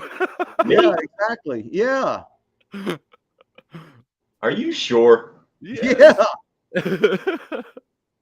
Yeah, you like that commercial on TV where they throw the red flag. Bro, listen. Flag on the flag. You dropped a quarter in the slot machine and put your eyes up next to it and I know I brought up the whole boy, girl, gay, not gay thing. Did I really start the blowjob conversation? It just segued right into it. That's what I'm saying. Well, it was bound to happen. It's not like I designed it that way. It was bound to happen. I mean, it's not like, it wasn't designed to go there. It went there. It is what it is. I apologize. The blowjobs are on me. My fault. All right. Actually, the blowjobs aren't meant blowjobs on me, on but you. the blowjob conversation started with me. My bad. Right. I think. It did. But what are you gonna do? All right. So what the hell were we talking about before this shit went nasty? Oh yeah, the whole gender thing, I was bro. This completely content where we were at, but I guess that we're leaving. I can't even remember where we were at. We're talking about Before blowjobs. or I'm cool. I mean, we can talk about blowjobs all night long. We're gonna lose backwoods if we keep going. We were talking about the crazy weather we've been having in Texas. You don't remember that? I got nothing on that. I'm in Carolina, so I got nothing on the Texas weather. But dude, like here's the thing that kind of freaks me out about this whole gender stuff.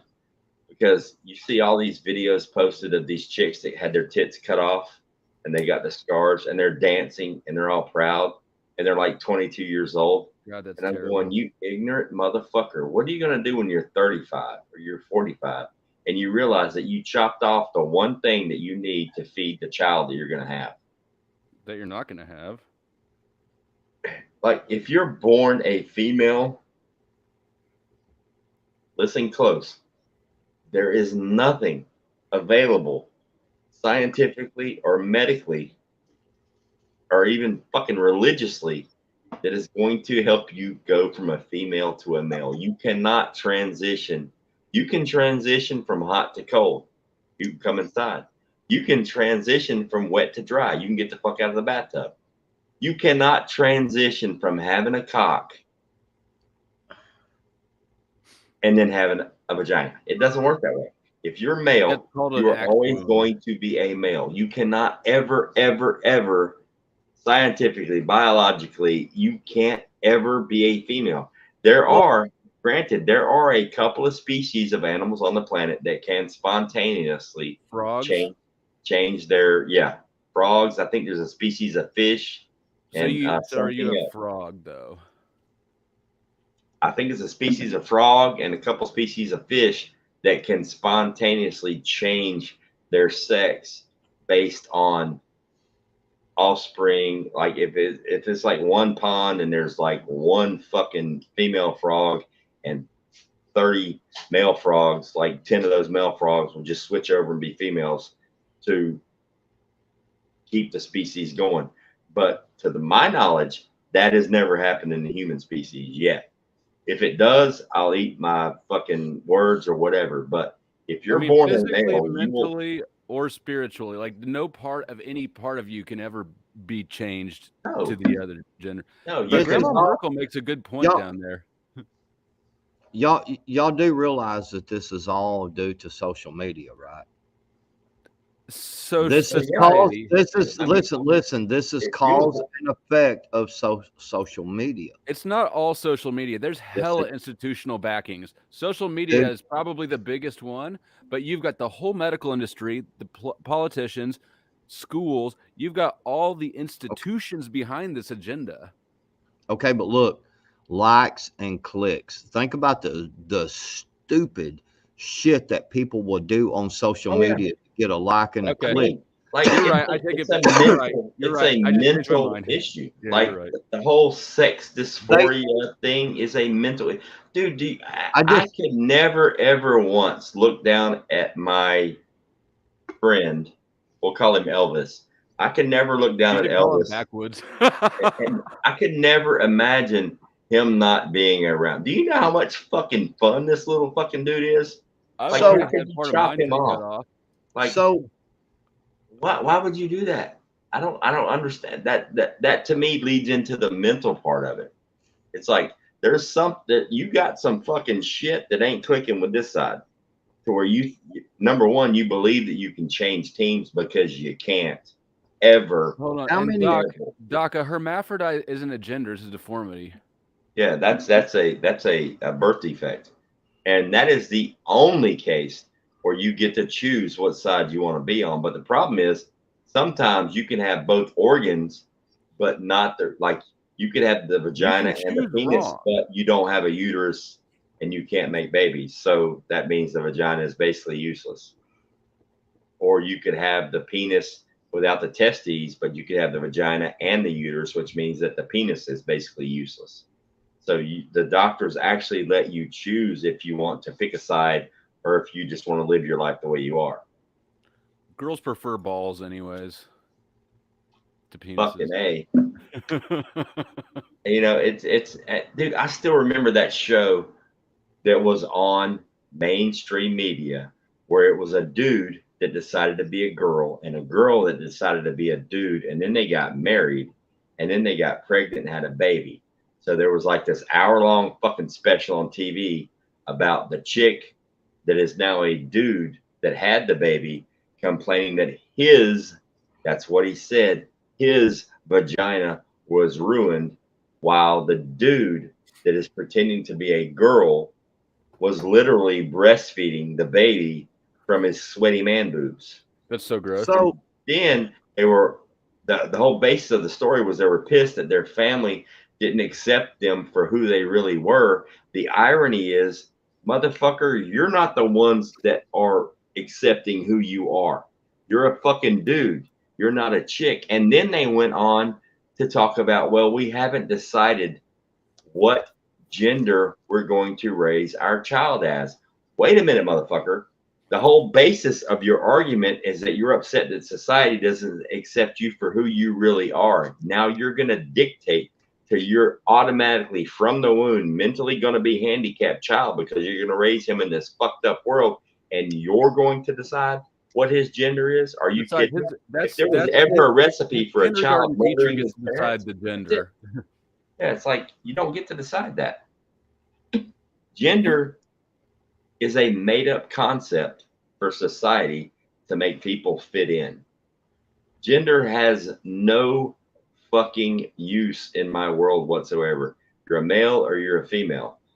Next topic. There's no there's no in-betweens there. I mean, All in favor say aye. Aye. There's no in-betweens. Next topic. Yep. Yeah. That would give new meaning to saying go fuck yourself. Yes, it would. I forgot what I was going to say. Wow. The messed up part is now, dude, the next generation coming up is a fucking disaster. Dude, I was just listening to something about how like the youngest part of millennials, the youngest millennials, and then what's after them, Gen Z or Gen X or something. Anyways, that age group is they're all prudes. Well, I'm Gen X. I think I'm Gen X. Yeah, I'm Gen X. Yeah, I'm like the oldest bracket of millennial, so it's younger than me. Yeah, you're like right on the edge of X to millennial. Right. But like the generation we got now, I mean, they're not reproducing. The ones that are getting pregnant are killing the babies, which don't even fucking get me started on that shit. So it's like, here's something nobody's talked about with the chemical contamination with the trains. You know, the Ohio, Pennsylvania train bomb that's going off right now. That watershed feeds into the Mississippi River. That's the largest freshwater tributary, you know, in the United States of America. All that shit is already in the Mississippi River. I've got an RO filter. I hope that takes care of things. I don't know. I probably need some new filters in it, but well, I've done some research. I mean, my Berkey, I kept all the stuff for the Berkey filters, and I'm like 98% convinced that if you run it through a Berkey, you're going to be fine. I mean, it's rated for biological, nuclear, all that stuff. Are those the pitcher? Or that's a Brita? The Brita's the pitcher. The Berkey is the black charcoal filters, and then you can get the chlorine filters as well. You know, you can run vodka through that and turn your McCormick's into Belvedere. Right. You can run. Yeah. I mean, the way you test to see if the filter works is food coloring. What is that? Backwoods? What gate or what caliber was that? 270. 270. Jopette asked me in the chat what was my favorite bolt cartridge.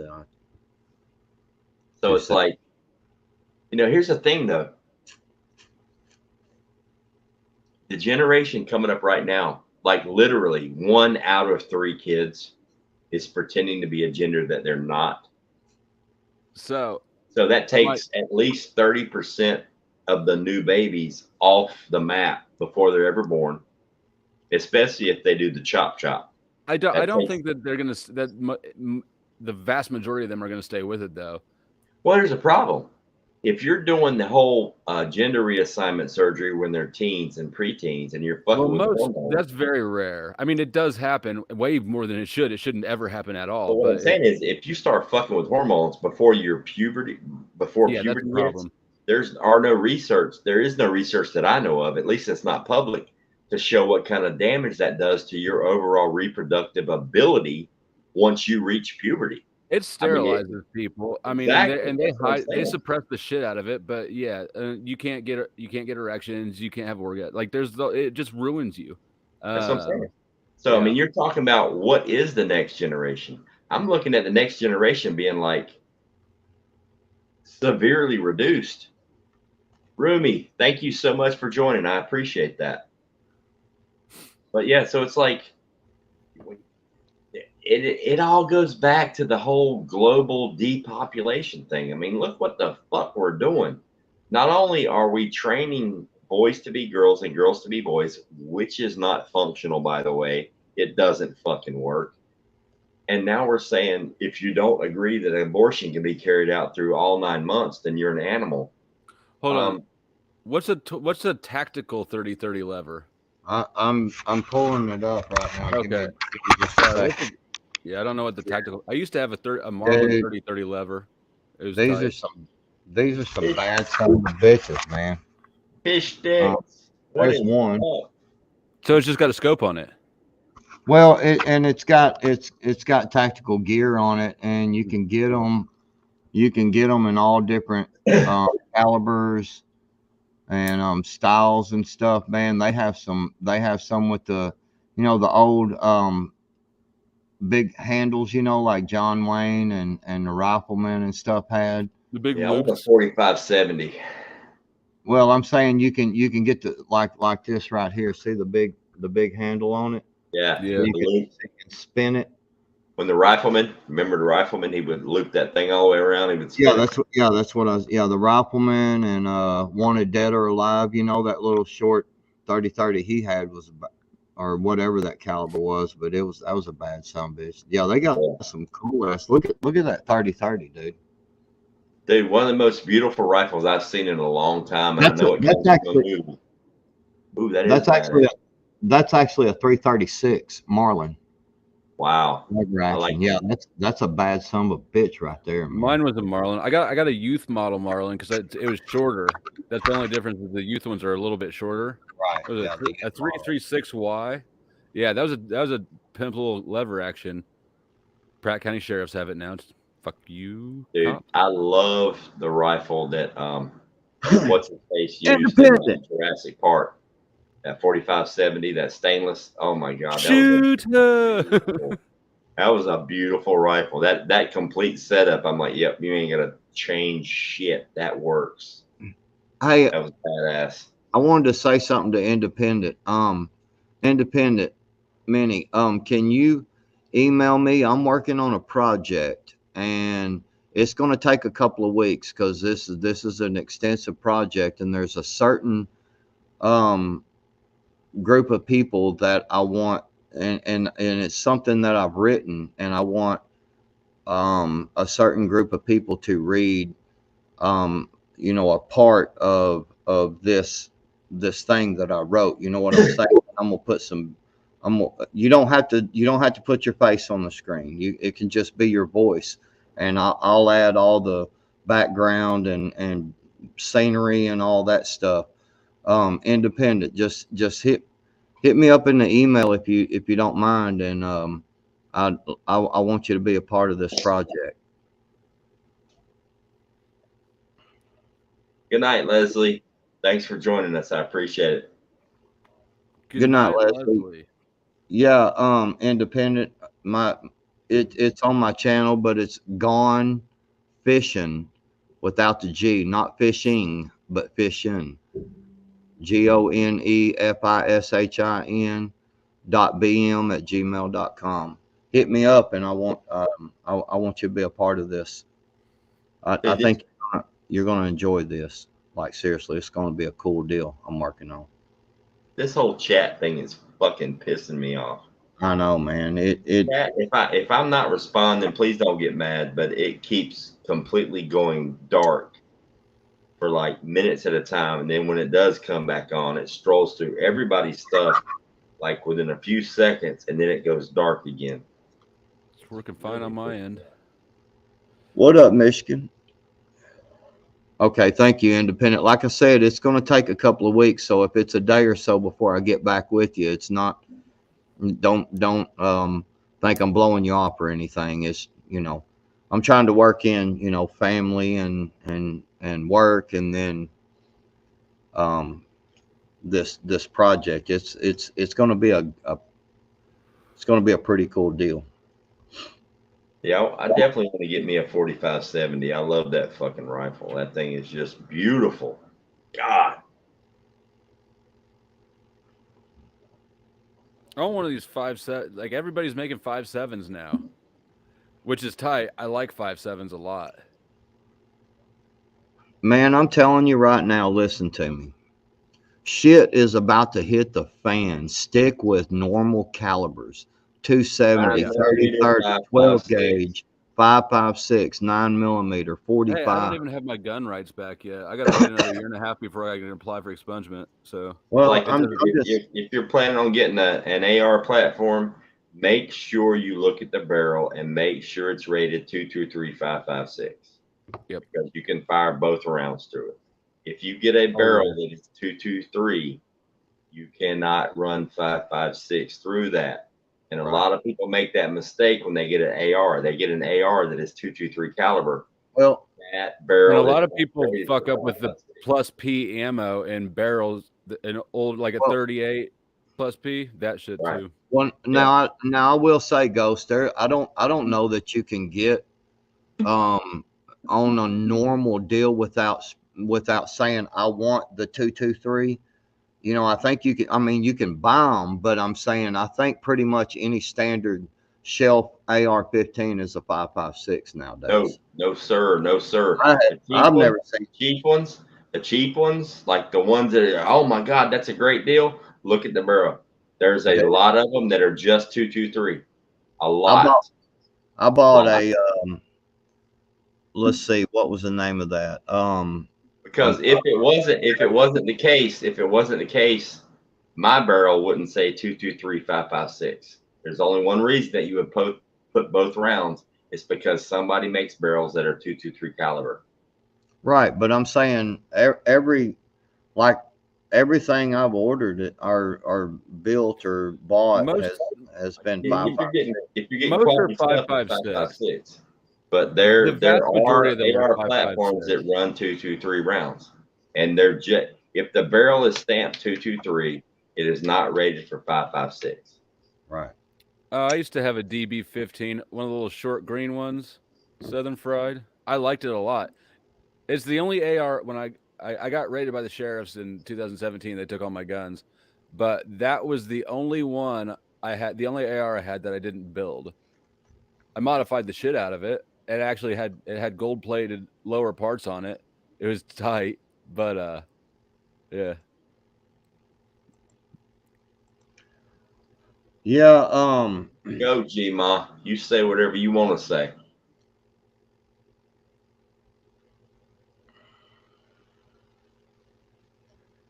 Correct, Anonymous. 5.56 can run 223 all day long. Yes. But it does not work the other way around. It's just like you can have a 357 revolver. I mean, one of my first pistols was a Ruger Blackhawk 357, but I would run 38s through it all day long for target practice just to shoot because they're way cheaper and you can run that round, but you ain't going to run a 357 through a 38. I've got an AR-10. It's a Diamondback 308. I like it. And I've got a Mossberg MVP bolt action rifle that takes the mags from that 308. It's a Yeah, mag. like in a true, like if the world was going to shit tomorrow, we were being invaded and it was going ballistic, and you had 2 rounds to choose from, you would want to have 5.56 and 9mm. I 100% agree. Those are NATO rounds. They're going to be fucking everywhere. 100% agree. Those are the 2 most popular rounds. Even though I'm not a huge 9mm fan, I run a 40 cal. I run a 40 or a 45. But if you had to choose 2 weapons, it's a 5.56 and a 2.23. If you got to choose 3 weapons, it'd be a 7.62, 5.56, and a 9mm. But yeah, in the States, No, NATO controlled 5.56, 9mm. no. First off, Japet, the 223 Wild. Yeah, one of my barrels is a 223 Wild, and what they did with that is wide, or however you say it. Um that particular barrel. So what they did was they increase. Let's see, how do you say that? The necking on a 5.56 and the 223 are just a hair difference, and they split that difference so that the 223 would grab a little more. It would spend a little more of the powder towards the round. You know what I'm saying? And tighten the tolerance a little, but so it's a little less tall. The 223 wide is basically a little, the tolerance to where it'll shoot a 223 round a little more effective, but Right. it'll handle the 5.56. And for me, the three rounds I would take would be either a 308 or a 5.56, either one, and then 9mm and a 22. Yeah, yeah. 22 is going to be very important in the shift. Princess Buttercup, who is coming to the rendezvous now? Fucking everybody. Right now, we're getting close to 40 people already confirmed. I'm hoping it's gonna. I was hoping we would get 20 people to start with. Then it jumped to 30, and now I'm like, man, we may actually have 50 people there, which is awesome. But right now, what, a lot of people, like a lot of people are coming. Japed, I had a couple of 300 blackouts, and I actually traded the barrels in at a gun show, the whole upper actually for a whole 5.56 upper, because the 300 blackouts were man, it's a great little round for close quarters, dude. Like it is a great round for close quarters. But the problem is that the ammo is freaking hard to find, and when you do find it, it's expensive, man. I did exactly the same thing with my 300. I traded my shit in, changed it over. And you're right. It's a very cool round, but if you're not running it suppressed and if you're not up close, then it's just not the right round. Right. Really. Yeah, a 300 blackout round is obviously in the hands of the right person, could probably stretch out there 300 yards, but 150 yards, kind of like a 30-30. You would be better off if you're going to do a 300 blackout. You would be just as well off to get you a good 30-30, because the rounds are going to be more plentiful, easier to find. They're more common because 30-30 has been around forever, and you're going to have about the same effective range. And a 30-30 is probably going to have a little more knockdown power. Yeah, and I left that one out. Southern Fried 12 gauge. I was thinking that when you guys were talking, I think I would do 9, 5.56, and 12. Yeah, 9, 5.56, and 12. 308's tempting, but yeah. I like the three. My top 3 picks would be 9, 5.56, and 12. And the only reason I would go with 9 versus 45 is because there's so much more of it available, and it's a NATO standard round, which means I want that ammo. I want that capacity. I'd rather have 5 extra shots in a magazine than the extra stopping power. Right, but then again, I agree with that 1,000%. But with the NATO point of it is, if you're going to be in a conflict And if you and the guys that you're shooting at are all using standard stuff, then you can just take their shit and keep getting the job done. If you're using 5.56 and they're running 7.62, now you have to include their entire weapon system in your armory versus just grabbing their, the seeds and moving on.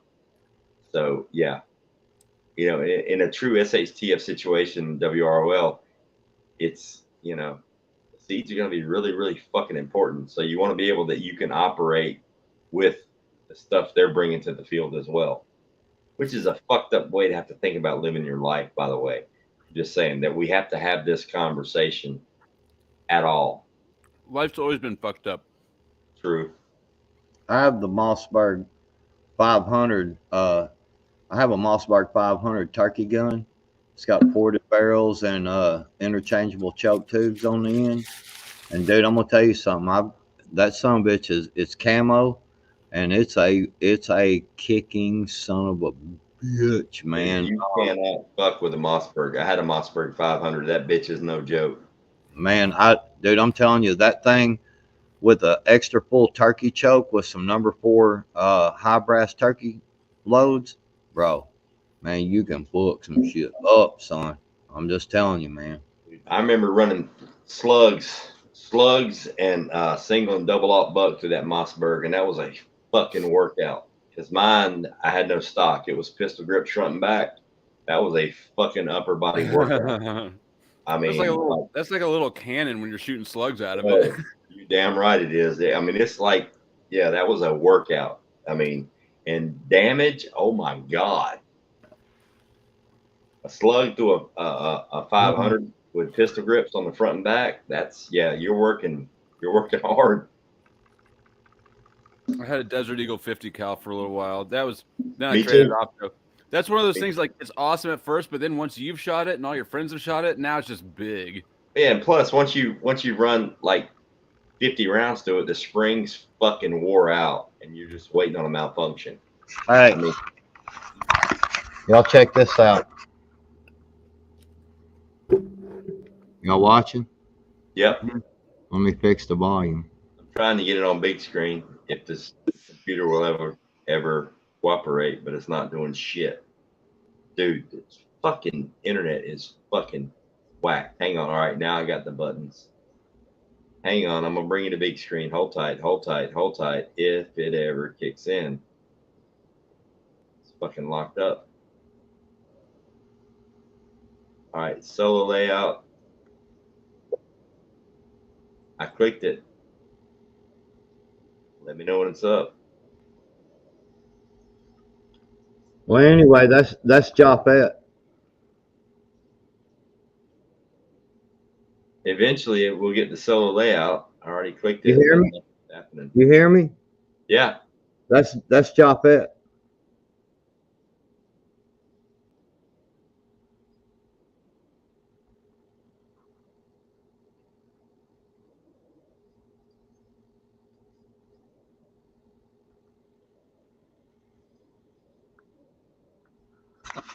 I'm shooting a 6.5 Creedmoor. Okay. I love that sound, man. There's nothing like the smell of fresh burnt gunpowder in the morning. Just saying. Well, there's one other thing that smells as good or better. Actually. Cocaine? No. Sweaty nutsack? No. Maybe for you, bro, but no. That'd be all you, bro. That's straightforward territory there. Early morning joiner, man. That's what I'm talking about. I'm saying. See, my nutsack smells like gunpowder, so. I don't know, man. I'm thinking Bojangles sausage and egg biscuit. Man, Bojangles has some good fucking food, bro. You damn right. Their breakfast was the fucking bomb, son. A Bojangles sausage biscuit is, yeah. Dude, they had that steak biscuit, man. That motherfucker with their biscuits and gravy, dude, man. That Bojangles was the shit, bro. And their Southern fried hash browns, bro. Their biscuits and sausage gravy, fucking. Woo. Yeah. Yes, sir. Bojangles is But shit. they still do the 2 for $4 here every like once a month for about 3 days. They got a Bojangles up there? Hell yeah. Shit, I know where I'm eating at. Hell yeah. How close is it to Pilot Mountain? I don't know. I ain't checked on that yet, but I know I got one about a Man, mile and a half I need from to my know where house. the Bojangles is, man. I won't live anywhere. I won't live anywhere. But look, I have to be close to a Bojangles or a Look, Krispy Kreme. I'm about to look it up. Look it up. Bojangles. If they ain't none close, I'll bring a bag full with me when I come. Near. That Bojangles sausage biscuit, you can't mess with that shit. That is just Man, I don't think I've ever had Bojangles. I gotta look and see if I got one now. You guys are, Bro, dude. man. If you ain't had Bojangles, your life will change. Bojangles locations near Pilot Mountain. It says it's one in Pilot Mountain. We're not in Pilot Mountain, brother. We're at Hanging Rock. Oh, damn, that's right. I've still got that shit on my mind for some reason. Because remember we were talking about it at first. Yeah, me too. Tammy C says she has to go all the way to Tennessee to get a Bojangles, but it's worth the drive, Tammy. Am I right? oh wait, no, that's Bojangles Hauling LLC. I don't think that's what you're talking about, No, is it? we're not driving truck. It's chicken. Oh, Bojangles. The original name I think was Bojangles Chicken and Biscuits. Yep, Bojangles Chicken and Biscuits is correct. And they Says used to do hot sauce, all that good stuff. you see now even Google's getting to be a smart ass. It says it says there was one in at Pilot Mountain, but instead you're going to Hanging Rock and there ain't no Bojangles, so you don't get no chicken, bitch. That's what it says. I'll bring some. No, let me see. I was just kidding. I don't know, man. Nope. Looks like I gotta go down by backwoods to get it. Like I can sit at home and I can fry up my own sausage and make my own biscuits and do them as best as I can, and it cannot touch fucking Bojangles.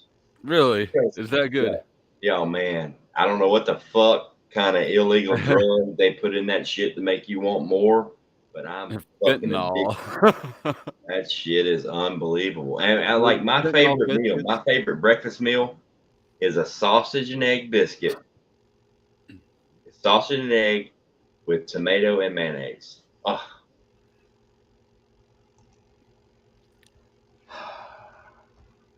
That'll cost you like $30 now. Those eggs are hard up.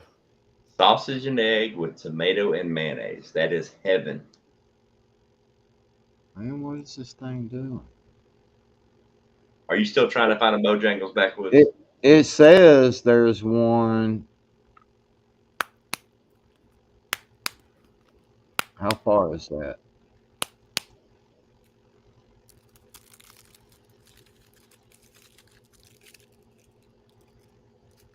Yeah, I'm finding one, man. I'm telling you, dude, Bojangles is worth it, man. Oh, you damn right it is. Hanging Rock. There's one down at Walnut Cove. Is the closest one, it looks like. How far is that? That's what I'm trying to find out. Walnut Cove. Directions.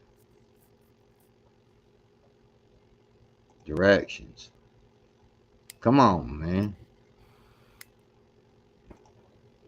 I'll bring a bag full.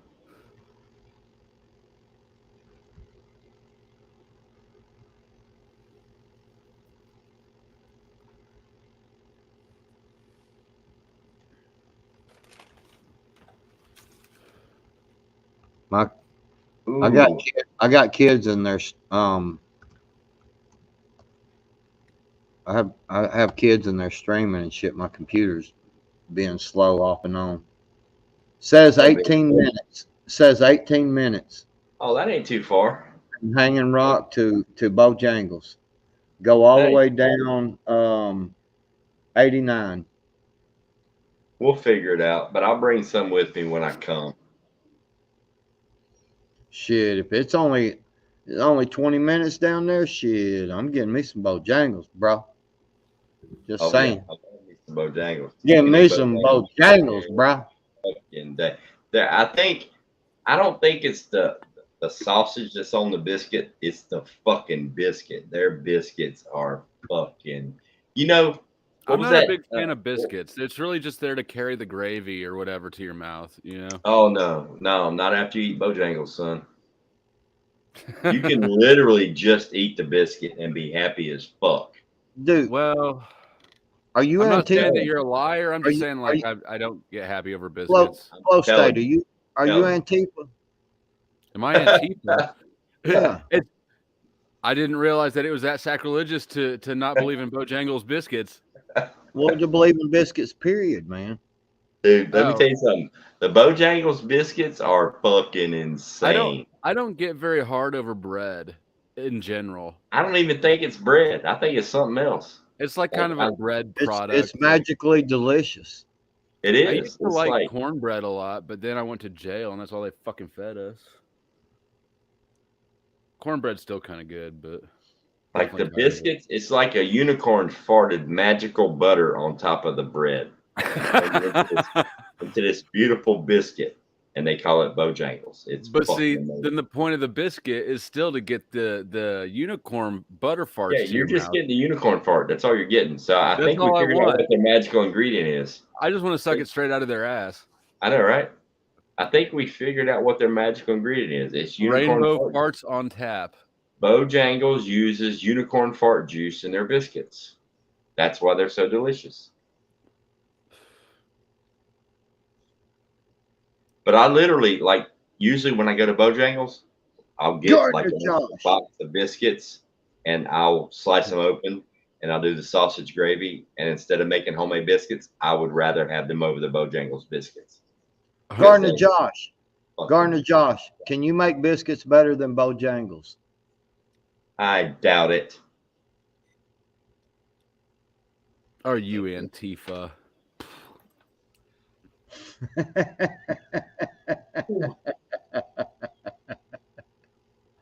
I'm a third-degree Proud Boy.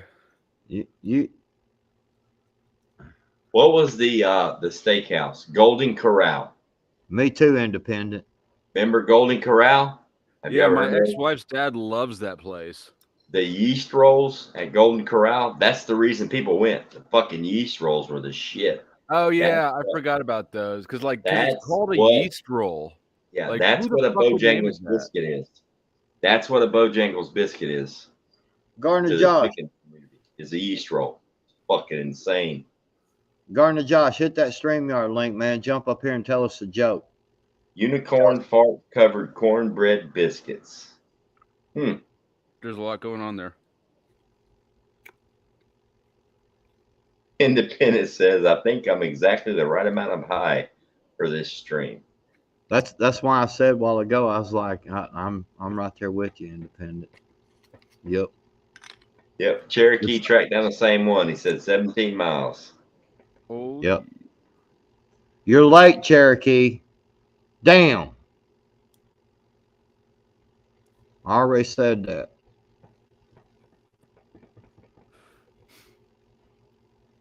Do you guys leave these things on your angle grinders? The guards? Guard? Fuck no. You can't cut shit with that thing on there. What was that? The guard off an angle grinder. I got a new angle grinder today. I was just taking the guard off. Yeah, that limits the size of the blade you can put on there. It does. Yeah, the bigger the blade, the easier the job. And it restricts the backwards cutting motion. That sometimes you need to do that if you're not wearing safety glasses or something. Yeah. I like to wait until somebody comes in when I'm grinding on that and they try to interrupt me and I turn the grinder a little bit so the sparks fly on them. And they're all I do that to my girlfriend all the time. I like watching the videos. I like watching the videos on YouTube when people put the grinder down before the wheel stops spinning and it starts dancing across the ground. That's always funny. Cherokee, you need to go to bed. You're getting old, bro. Miss Waffle Sharon House does sound good right about says, now. Miss Sharon says, Ghost, we'll be having our meals together or do our own. Honestly, I pretty much think people are gonna just kind of do whatever. Yep. There'll be time. Everybody, look, I'm telling you, if it goes anywhere close to the way it did when Hutch and I did one, everybody's just gonna eat, man. People will start getting hungry, and all of a sudden, like people will just start bringing food over, and we'll just start cooking, and like everybody gets a. It's like the Oprah Winfrey show, man. Like you get a hot dog, and you get a hamburger, Yeah, and you get a sandwich. You get a sandwich, and you get a barbecue rib. You know what I'm saying? I'm telling yeah. you, man. It's To try to cool as shit. organize when and how 50 people are gonna eat from 8 different time zones. It's like, yeah, just eat whenever the fuck you're hungry. Yeah. But everybody's gonna have a fire. Everybody's got grills. Everybody's got food. So yeah, it'll be kind of like just like walk out onto the path. It'll be like a buffet in the woods. You know what I mean? Like just walk by campsites and see which one's in the woods. See, y'all don't know how to do it right. See, what I did was I convinced Ghost that I would cuddle him at night, and he said he would bring all the food, and I don't have to worry about food. He will cook for me and everything. If I would just cuddle him. You didn't convince me. You promised. You know, It was a promise. spooning leads to forking. It was like a pinky swear, and you said I could be the big spoon. So if you're lying, I'm gonna be, I already agreed to the reach He's gonna be the big spoon either way. I already agreed to the reach around, so there's no takebacks. Hey, forker, no forking. I already agreed to the reach around. No forking. No takebacks. No forking. No, you can't take back. You can't take it back. I already agreed to the reach around. I've got special gloves. I got them ones they use in the NBA with they're really sticky. Yankee watchdog, man. We'll see you, brother. Work safe tomorrow. Get some good sleep. I don't think sticky is I don't think that's the thing that you want. Oh, that's how Backwoods likes it. He's kind of rough, you know what I mean? Okay, that makes sense. There's something wrong with y'all people, man. I mean, I can get the surgical gloves, you know what I mean? The real slippery ones with the. I have ADD and he's got a service dog, so yeah, you're right. Look, I've got a shit ton of knives, and so I'm just worried about you. Listen, hold up. I got a shit ton of knives, and I went in there and dug through to bring a specific knife to the camp out, and it's this one right here. And I just want y'all to know this son of a bitch right here is sharp, full tang. It is no joke, heavy, and I will dude, I will cut you from end to end if you touch any parts that you're not supposed to touch. You better bring which the armor. Is my whole body. Which is my whole body. Are you gonna mark the specific spots? It's my whole body. The whole body. This, no touching. So you're not going to participate at all. Touch her, no touching. Touch her, so no it's going to be a party of one. It's just like me hanging out with myself. Yeah. So how am I supposed to spoon and not touch? Touch her, no touching. None of this. Well, then we can't spoon. Well, I was going to. He can't stay awake the whole time. If we can't spoon, I'm not fucking coming. Get him drunk. Literally. That's true. He probably won't. And if I feel like I really need to, I can bring this one. That's a sword, I think. That's not even a knife anymore. Bowie knife. That's an Arkansas toothpick, man. That's a no forking right there. Big time. Looks like somebody's not coming. Right, Huckleberry? That's what I'm saying. Wouldn't you, Huckleberry? Shit. Grandma Merkel's down there instigating shit. Saran wrap in vegetable oil. Right? It's hilarious. Miss Sharon said you won't have to cut anything that big.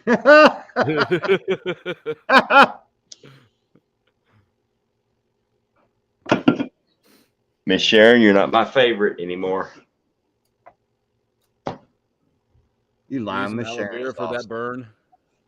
Miss Sharon, I ain't gonna let Ghost pick on you like that. Don't take that back, Ghost. No, I'm not. You Take that threatened to back. cut. You threatened to do bodily harm to me. I am offended. Whatever. Ain't that how it works nowadays? I get offended and everything has to stop, and the news crews come Lucky, out, and I get like massages, and I get to go I on think you have Oprah. to be trans, or you have to be part of the alphabet lucky community. I can't show you this Yeah. other. All right, This well, other. let me go ahead and identify as. Can I just identify as being offended? Can I call that a gender? I think that you can. Yeah, you can make up your own shit, right? I consider myself transracial. You're lucky. You're lucky. I can't show you my other weapon here, because it's coming with me too. Right It's here. probably not even real. It. That's what I hope everybody thinks, because it's Yes. just that much of a bigger surprise when you realize you just got your guts ripped out. It's probably like a Backwoods, nunchuck or something. Backwoods has a trans weapon. It's like it's It's a really not a dildo. weapon, but It's a it big identifies double-sided as dildo. dangerous. It identifies as a 45. What Just is it? saying, Oh, okay. Is that a 50? What is that? that's a That's 45, 45. bro. Oh, okay. Hmm. My gun identifies as a Kimber, and not lost, and not lost in a boating accident. Just saying. I had a I Kimber. love it when people say that. I don't. It pisses me I off. love my weapons in a boating accident. I'm like, yep, you just made the list. We're Well, all on the list. I'm trans tomato gardener Josh. I I checked with my informant, man, and I'm not on a list. I checked with my informant. Mhm. I have a FBI informant. He informs me of stuff. Shit, Tell if you him, got an tell him FBI to informant, you're have him definitely inform on the on list. me. Man, fuck the FBI. Fuck them bitches. And that's why I left the Proud Boys. Dude, I'm just so like, this country is fucking fucked up. Well, all bullshit aside, Blow State, like real talk. Mm-hmm. I believe we have to have a police force. I believe that we need a an investigative deal, but they just need to be reined in, man. That's the only thing. When they start violating people's rights, man, I'm not for that. I'm against that. You know what I'm saying? I And mean, yeah, but I mean, I would agree, but I think that our laws are a violation of rights. a lot of them are, yeah. But there So but there I does don't think that you can type have of good law enforcement when you have bad laws. right, exactly. And that's what I'm getting at. So when I say like fuck the FBI, it's a thing of them violating the rights, man. You know, the one thing that officers, whether it be FBI, local police, state police, they have discretion. They actually have a discretion rule to where it's like, I mean, come on, man, this dude, he's got a dime bag on him. He ain't shit. He ain't doing shit. You know what I'm saying? But a lot of them will push it anyway and bust you and get you caught up anyway. And that's all I'm saying, man. A They bad. love getting you caught up, right? No, But absolutely, like, absolutely. it would be nice if we lived in a world where everything was black and white. Wrong's wrong, right's right. Nobody messes up, nobody makes mistakes. But we don't. I mean, we live in a world where everybody's got a camera on their phone. Everybody's can choose how they edit that video, when it starts, when it stops. Everybody Hmm. can choose their own narrative and spin it on social media. And the fucked up part is the the way society is looking at it right now is this cop did this wrong, this cop did this wrong, this criminal did this wrong. Well, you're missing the two important words. This cop did this wrong to this criminal that just stabbed somebody or just robbed a bank or just shot at a why does the narrative start at the punishment for the criminal? It doesn't start with the 18 rounds that he fired through the windshield. Why is the narrative starting with one person being a criminal anyways? No, hang on, let me finish. What I'm saying is, why is it that the narrative has to have sides picked? Because the thing is, this everything that we're dealing with right now, the issues in Memphis, the Rodney King, all this stuff, it's not new. It didn't just start happening 10 years ago. This shit's been happening since the fucking beginning of time. The only reason why it's a big deal now is because it's getting media attention and it's there's money being made off of this. Because the simple thing is, police officers are human beings, convicts, criminals, civilians that are labeled as convicts, criminals. We're all human beings.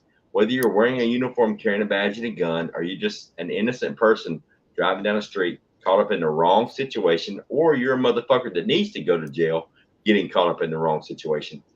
It now the way things are spun, it's not about what you did, what he did. It's about what somebody thinks you were thinking at the time. You know what I mean? Oh yeah. So it's like all this stuff has been happening since look, cops weren't always good and they all of a sudden started becoming bad after Rodney King. All right. It's just the camera always in your face, the adrenaline high, the body cams and all this stuff. I mean, I'm not old enough to remember before Rodney King and what cops were like, but I would assume, and I guess it seems like cops became bad guys when they started going after victimless crimes. So the war on drugs is what made cops bad guys in my mind. I agree 1,000%. 1,000. And that's why they have discretion. Like cops don't have discretion when they catch a rape assailant, right? Like there's no discretion, there's no judgment call there. Like, oh, I saw that you raped this one person, but you're a good guy, I'll let you off this time, right? Like, because there's a victim there, so everybody would lose their shit. But like, here's the part that pisses me off. All right, if I killed somebody, all right, I go to jail. If a cop kills somebody, I don't give a fuck if it's done the line of duty or not. He gets suspended. And then they have to decide if he has to go to jail. The offense and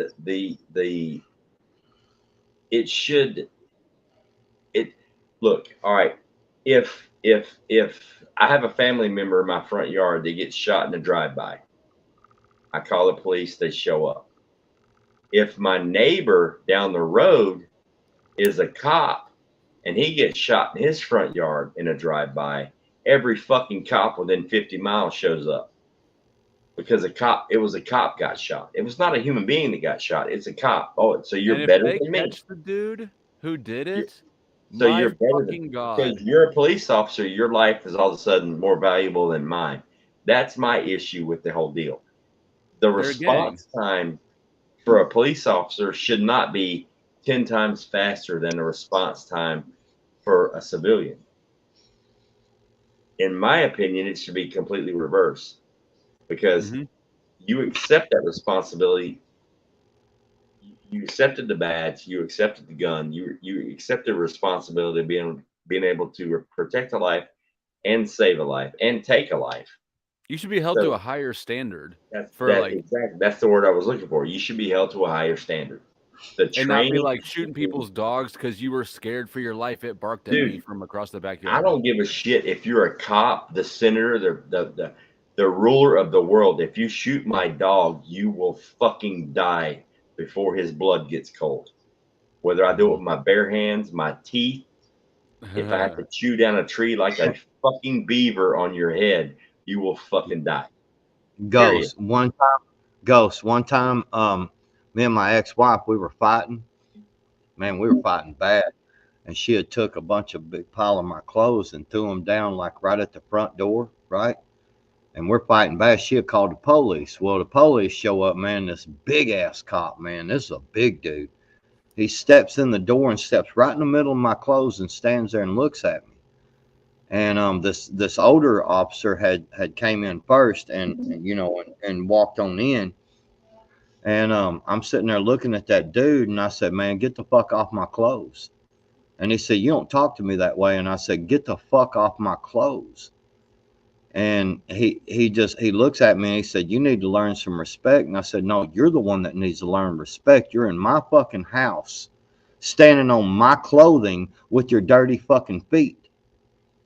And he's just looking at me and that other officer. I looked at that other officer and I was like, "Dude, like, if you want this to go easy, tell him to step off my clothes and show some fucking respect."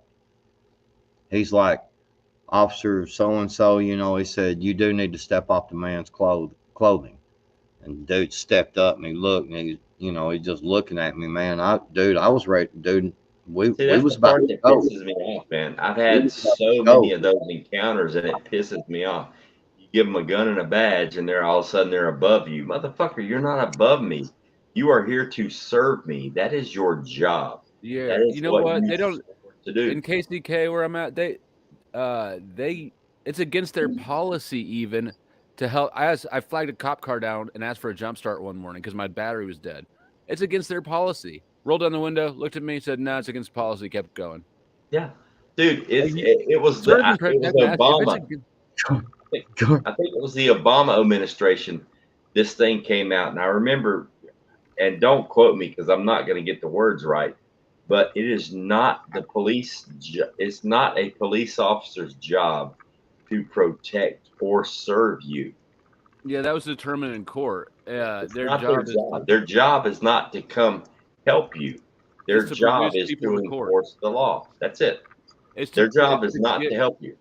It's to get customers into the court system. Exactly. They got to put bodies in these privately owned prisons. When our house got broken into a few years ago, I called the cops and our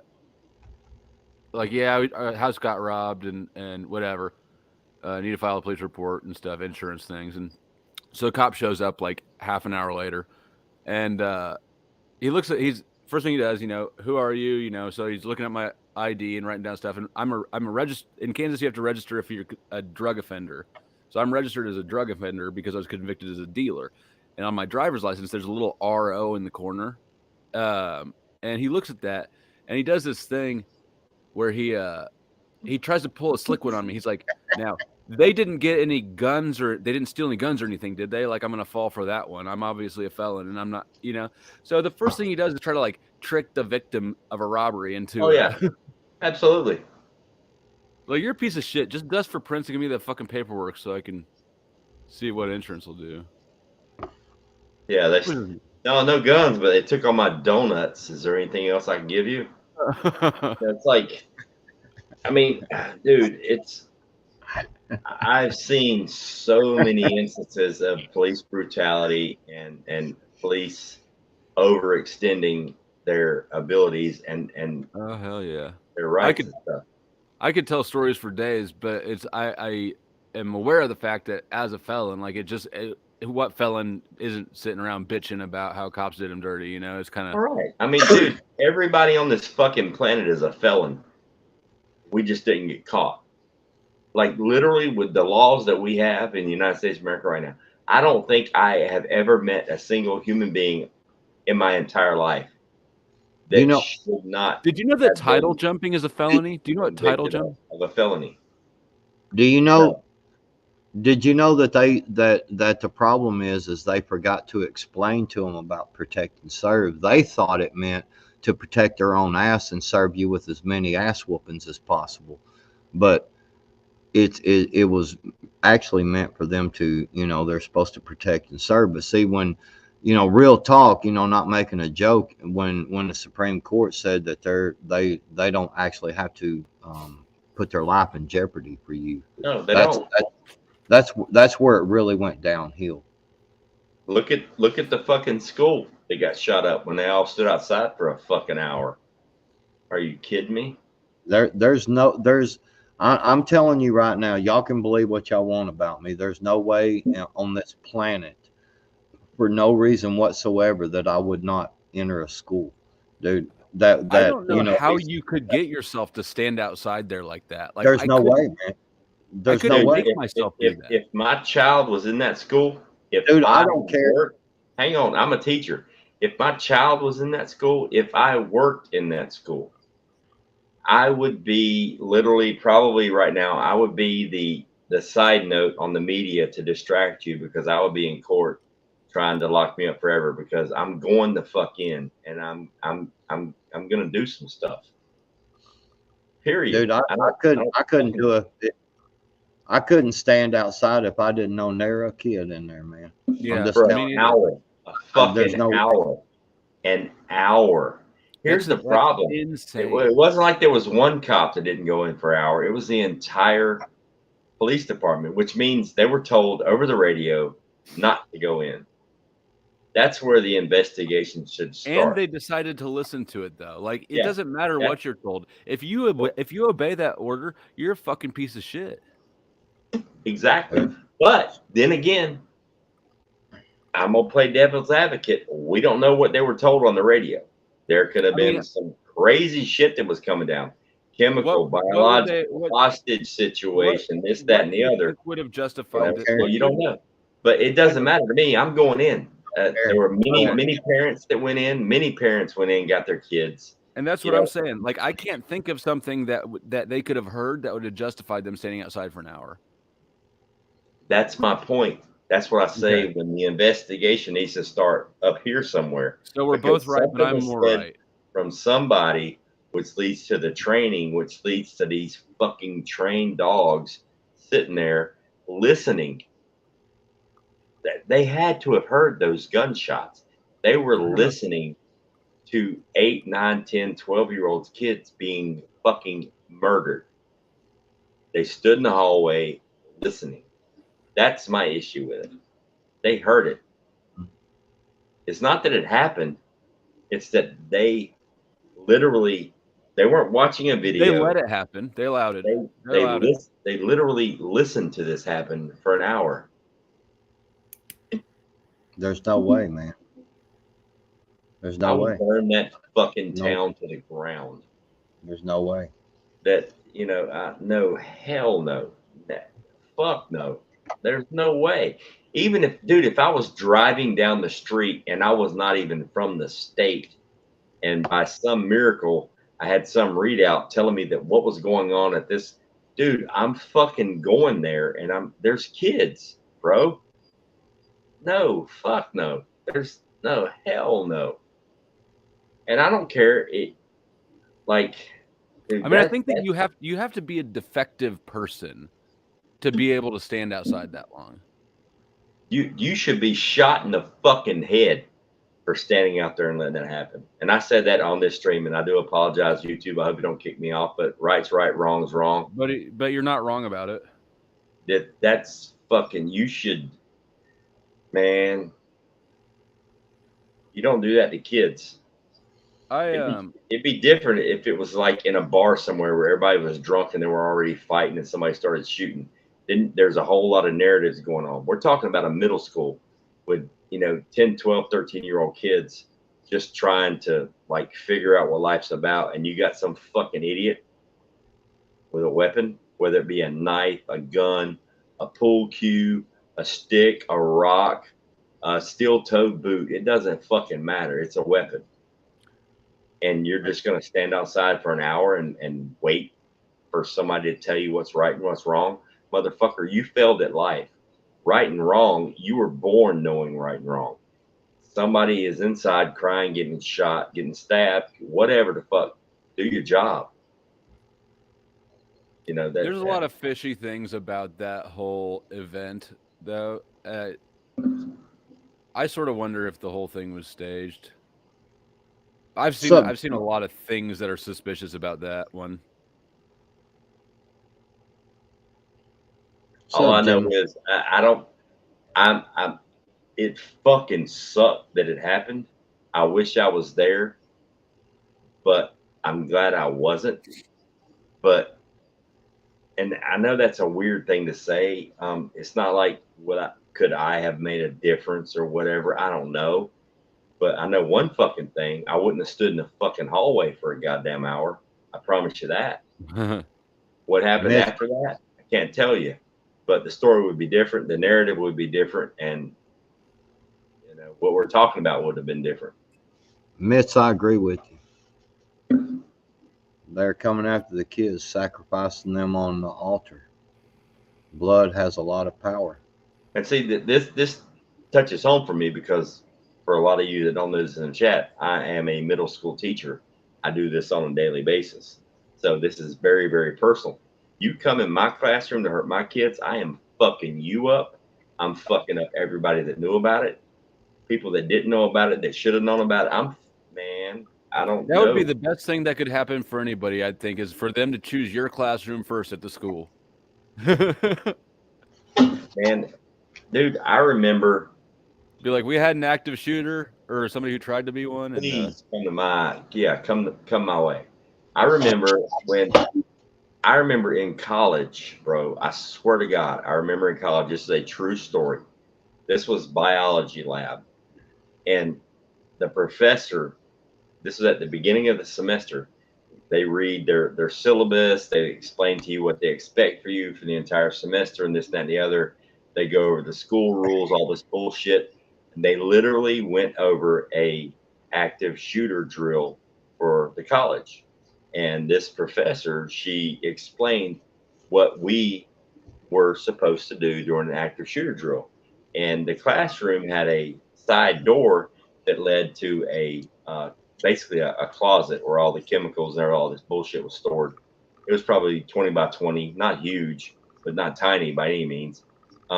And she explained that if there's an active shooter drill, we're to all retreat into this closet and close the door and wait for the all clear. And I just started laughing.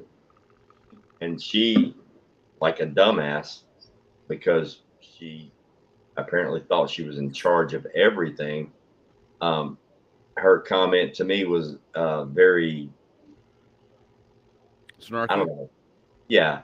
She was like, "Excuse me." I'm like, "Okay, I guess that's my cue to talk.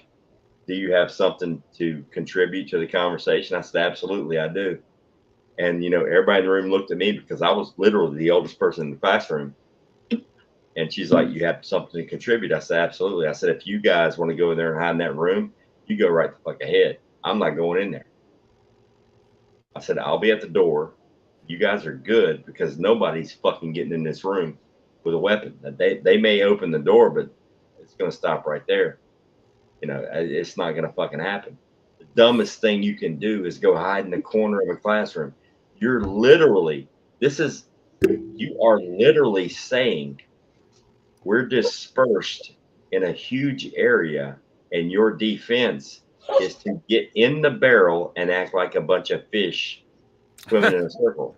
Like that's your defense, is to get in a small area where one 12 gauge round can probably wound at least 50 people in that area. No, I'm going to get by the door because number one, to get in this classroom, and this was a lab door, which the door actually opened out, which means if you're carrying, say it's an AR platform, that's a two-handed weapon, you have to take one of your hands off of the weapon. If you're right-handed, which 80% of the people on the planet are, out of just instinct, you're going to use your right hand to open the door, which means you are not going to have your trigger finger on the trigger to open the door. And it opens out, by the way, which means all I have to do is lay on the floor in front of the door. And as soon as you touch it, all you got to do is kick. Or I can just stand back like an innocent nobody on the side while you open the door. The first thing, if you're coming in to do harm, the first thing that is going to enter the room is the barrel of the weapon, which is the most dangerous part of the weapon. That decides where the rounds go. Now I have my hand on the weapon. Now I have my hand on the direction the rounds go. I control every single bit of the outcome of this situation. And You you can said that was in the you can lab. snatch you when that barrel comes in the door, you can Control it all. snatch and do a hand like this right here and remove that weapon from them quickly. I'm 6'2", You know, 240. All I got to do is get a hold of that barrel, and you ain't fucking going nowhere. That right. the only you can pull the trigger all you want. All 30 rounds are going into the goddamn floor. It's not going anywhere but where I want it to go. I have your weapon. You're done. The door opens. The door opens out. I mean, to get in the room, you have to pull the door towards you. You're fucked. If it's not a 2-story building, I would probably say point it into the roof because the damn floor is going to be concrete slab more than likely. And especially if they're using FMJs or even if they're using a varmint round in a 5.56 or 223 round, Yeah, but it's going to splatter shit everywhere, like man. my main thing to get out of this whole thing with this active shooter deal, like most of the schools, that's their plan, is to huddle all the kids in a corner away from the door, close together. I'm like, what the fuck? It would make more sense to open all the classroom doors, ring a big bell, and tell everybody to just fucking run. Now you got chaos. It's the Tammy constant C's got fear a thing, question. man. Just like hiding under your desk for a nuclear bomb. Like, what the fuck is that gonna do? Tammy C. Yep. Goes, would an active situation change Buddy's role? I mean, would he understand? Buddy's been through some extensive fucking training. I mean, we do the fire drills and stuff. He doesn't like the noise, and they're very fucking discombobulating. Like the fire drills at the school, the horns they have are louder than any fucking weapon system that any man portable weapon system. The fire alarm they have at the schools is way more. Well, that sounds like Good night, Mom. Good night, Mom. What he would do, what in an active shooter situation, what would happen with Buddy is I have several students in every class that I teach that he bonds with 2 or 3 kids in every class I teach. And usually he'll get up from his bed while I'm talking and doing my teaching. If I'm having a good day and I don't need any kind of help, he'll go over and he'll lay down beside them and he will ground. The term grounding, he has to touch somebody. And what he'll do is he'll go up and he'll lay on the feet of one of the kids in class and he'll ground with them because that's just what he does. Hey, Jim. If an active shooter situation happened, I would hand the leash to one of the kids in class, one of the ones that I trust. And I do it. I've done it several times during fire drills because I have to account for everybody. And I'll hand the leash to, I won't say any names, but they know. And I hand them the leash and I'm like, you got Buddy. And they know that he's with them and I do what I got to do and I come collect him later. But like in an active shooter situation, yeah, he's not trained to do, police dog work or military dog work where he attacks the situation. That's not his deal. That's not his role. But yeah, I would pass him off, and one of the girls or one of the kids in class would take him with them, and I'll go collect him later. But yeah, he understands trauma very well. He understands high stress situations very well. He knows if I'm having a bad day or a good day. And you guys will come to Rendezvous, you'll probably see it. First day or two, he'll probably be like glued to me like white on rice. And once he gets comfortable with everybody and I'm comfortable, then he'll kind of just like he'll calm down and go into like normal dog mode. So it'll be unique for him because it'll be a unique experience for him, coming to the Rendezvous, which would be kind of cool.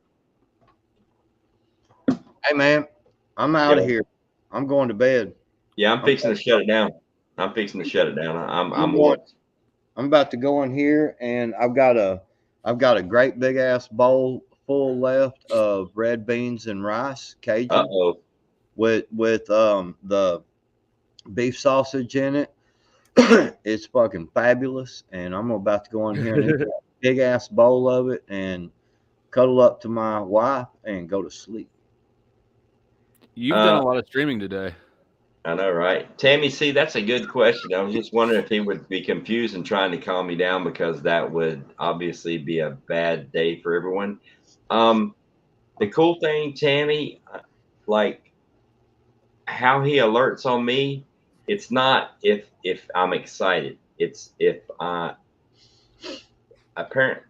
I think the chemicals you give off, if you're like he's trained to react to the chemicals if I'm having an issue to where um, I'm not comfortable with the situation and you've got like this imbalance of good and bad chemicals. But if there's like an active shooter situation, honestly, I'm going to be level as fuck. So I think it'll be fine because I will actually literally, and I know it sounds stupid, but like a combat scenario or a high stress scenario, that really doesn't. I know it sounds fucked up, but that really You go doesn't into the bother me that zone. bad. That's actually kind of comfortable for me. That's the whole reason I have Do him. you go into the zone? You hit like a I'm flow out. state. See it. I'm out. See y'all. Yeah. Good All right, talking. brother. Peace. Yeah. So, like, I've never been through an active shooter situation. Knock on wood, fingers crossed, and all that good stuff. I never will have to. But as far as how it would affect him, honestly, the first thing I'm going to do is somebody else is getting the leash and they're going to get him away from me because honestly, I want to keep him safe. But number two, I want to have freedom to move. I don't want him to be trying to alert when I'm trying to work. Right. So yeah, that would yeah. But if it was a situation to where I was reacting to something, he kind of like just he doesn't freeze, but he waits for a signal.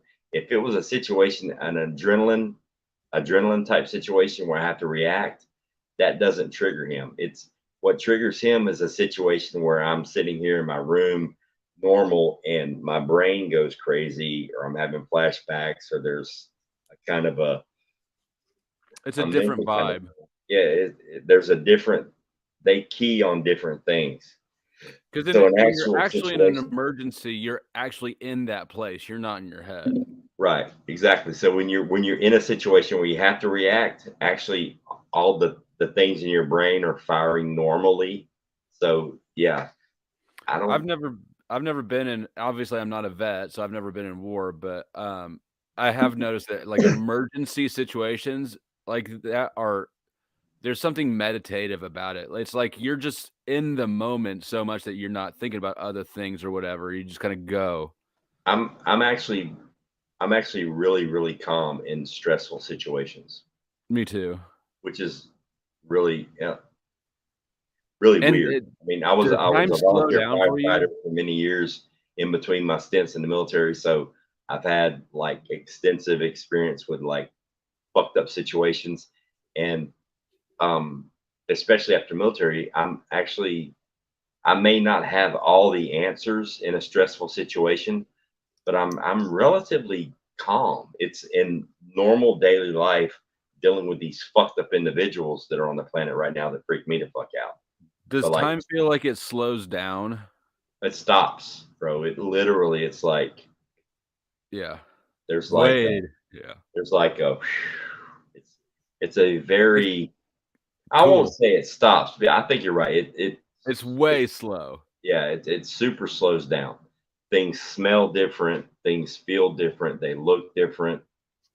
It's pretty cool actually. Well, I I won't mean, say cool. It's unique. it's cool. You can it's all right. You can say it's cool. I mean, but yeah, I mean it's cool, but It usually is a when it flow happens, state. it's I mean, it really is not a a flow cool. state. You're just so in that. Well, if you're engaged, Well, if you're yeah, I guess. fully engaged into something 100%, you don't have time for the peripheral. You know what I mean? Right. So it's like, but in everyday life, when you're not fully engaged, all you get is peripheral. So Right. there's And there's the a noise and separate. your brain's chattering and stuff. Right, Yeah. right. I mean, there's some days, when it depends on what the situation is, whether Buddy and I are just having a normal day, going to the grocery store, whether it's Walmart, Lowe's, Home Depot, doing what we do, and I'm having a good day, all he does is just kind of walk. But there's some days where it's just like a fucked up day. I know it's a fucked up day to start with, and his entire demeanor the entire day is completely different. He will slow down and make me walk slower. Like he literally makes my he will He makes you literally walk slower. lower my pulse rate. You know, yeah, I swear to God, he will slow down to where he's tugging on the leash, making me walk slower. You know, it's fucking insane how they train these animals. It's nuts. It blows my mind. Like he's way smarter than I am. Well, that's no doubt. We all Well, are. appreciate the support. That's his job. I know, right? But no, he's fucking amazing. For all you guys that come to the Rendezvous, you'll get to meet him. He's an awesome dog. He's insane. Like, I mean, literally to go from having to take over well, I can't remember the exact amount of pills. It was Too many.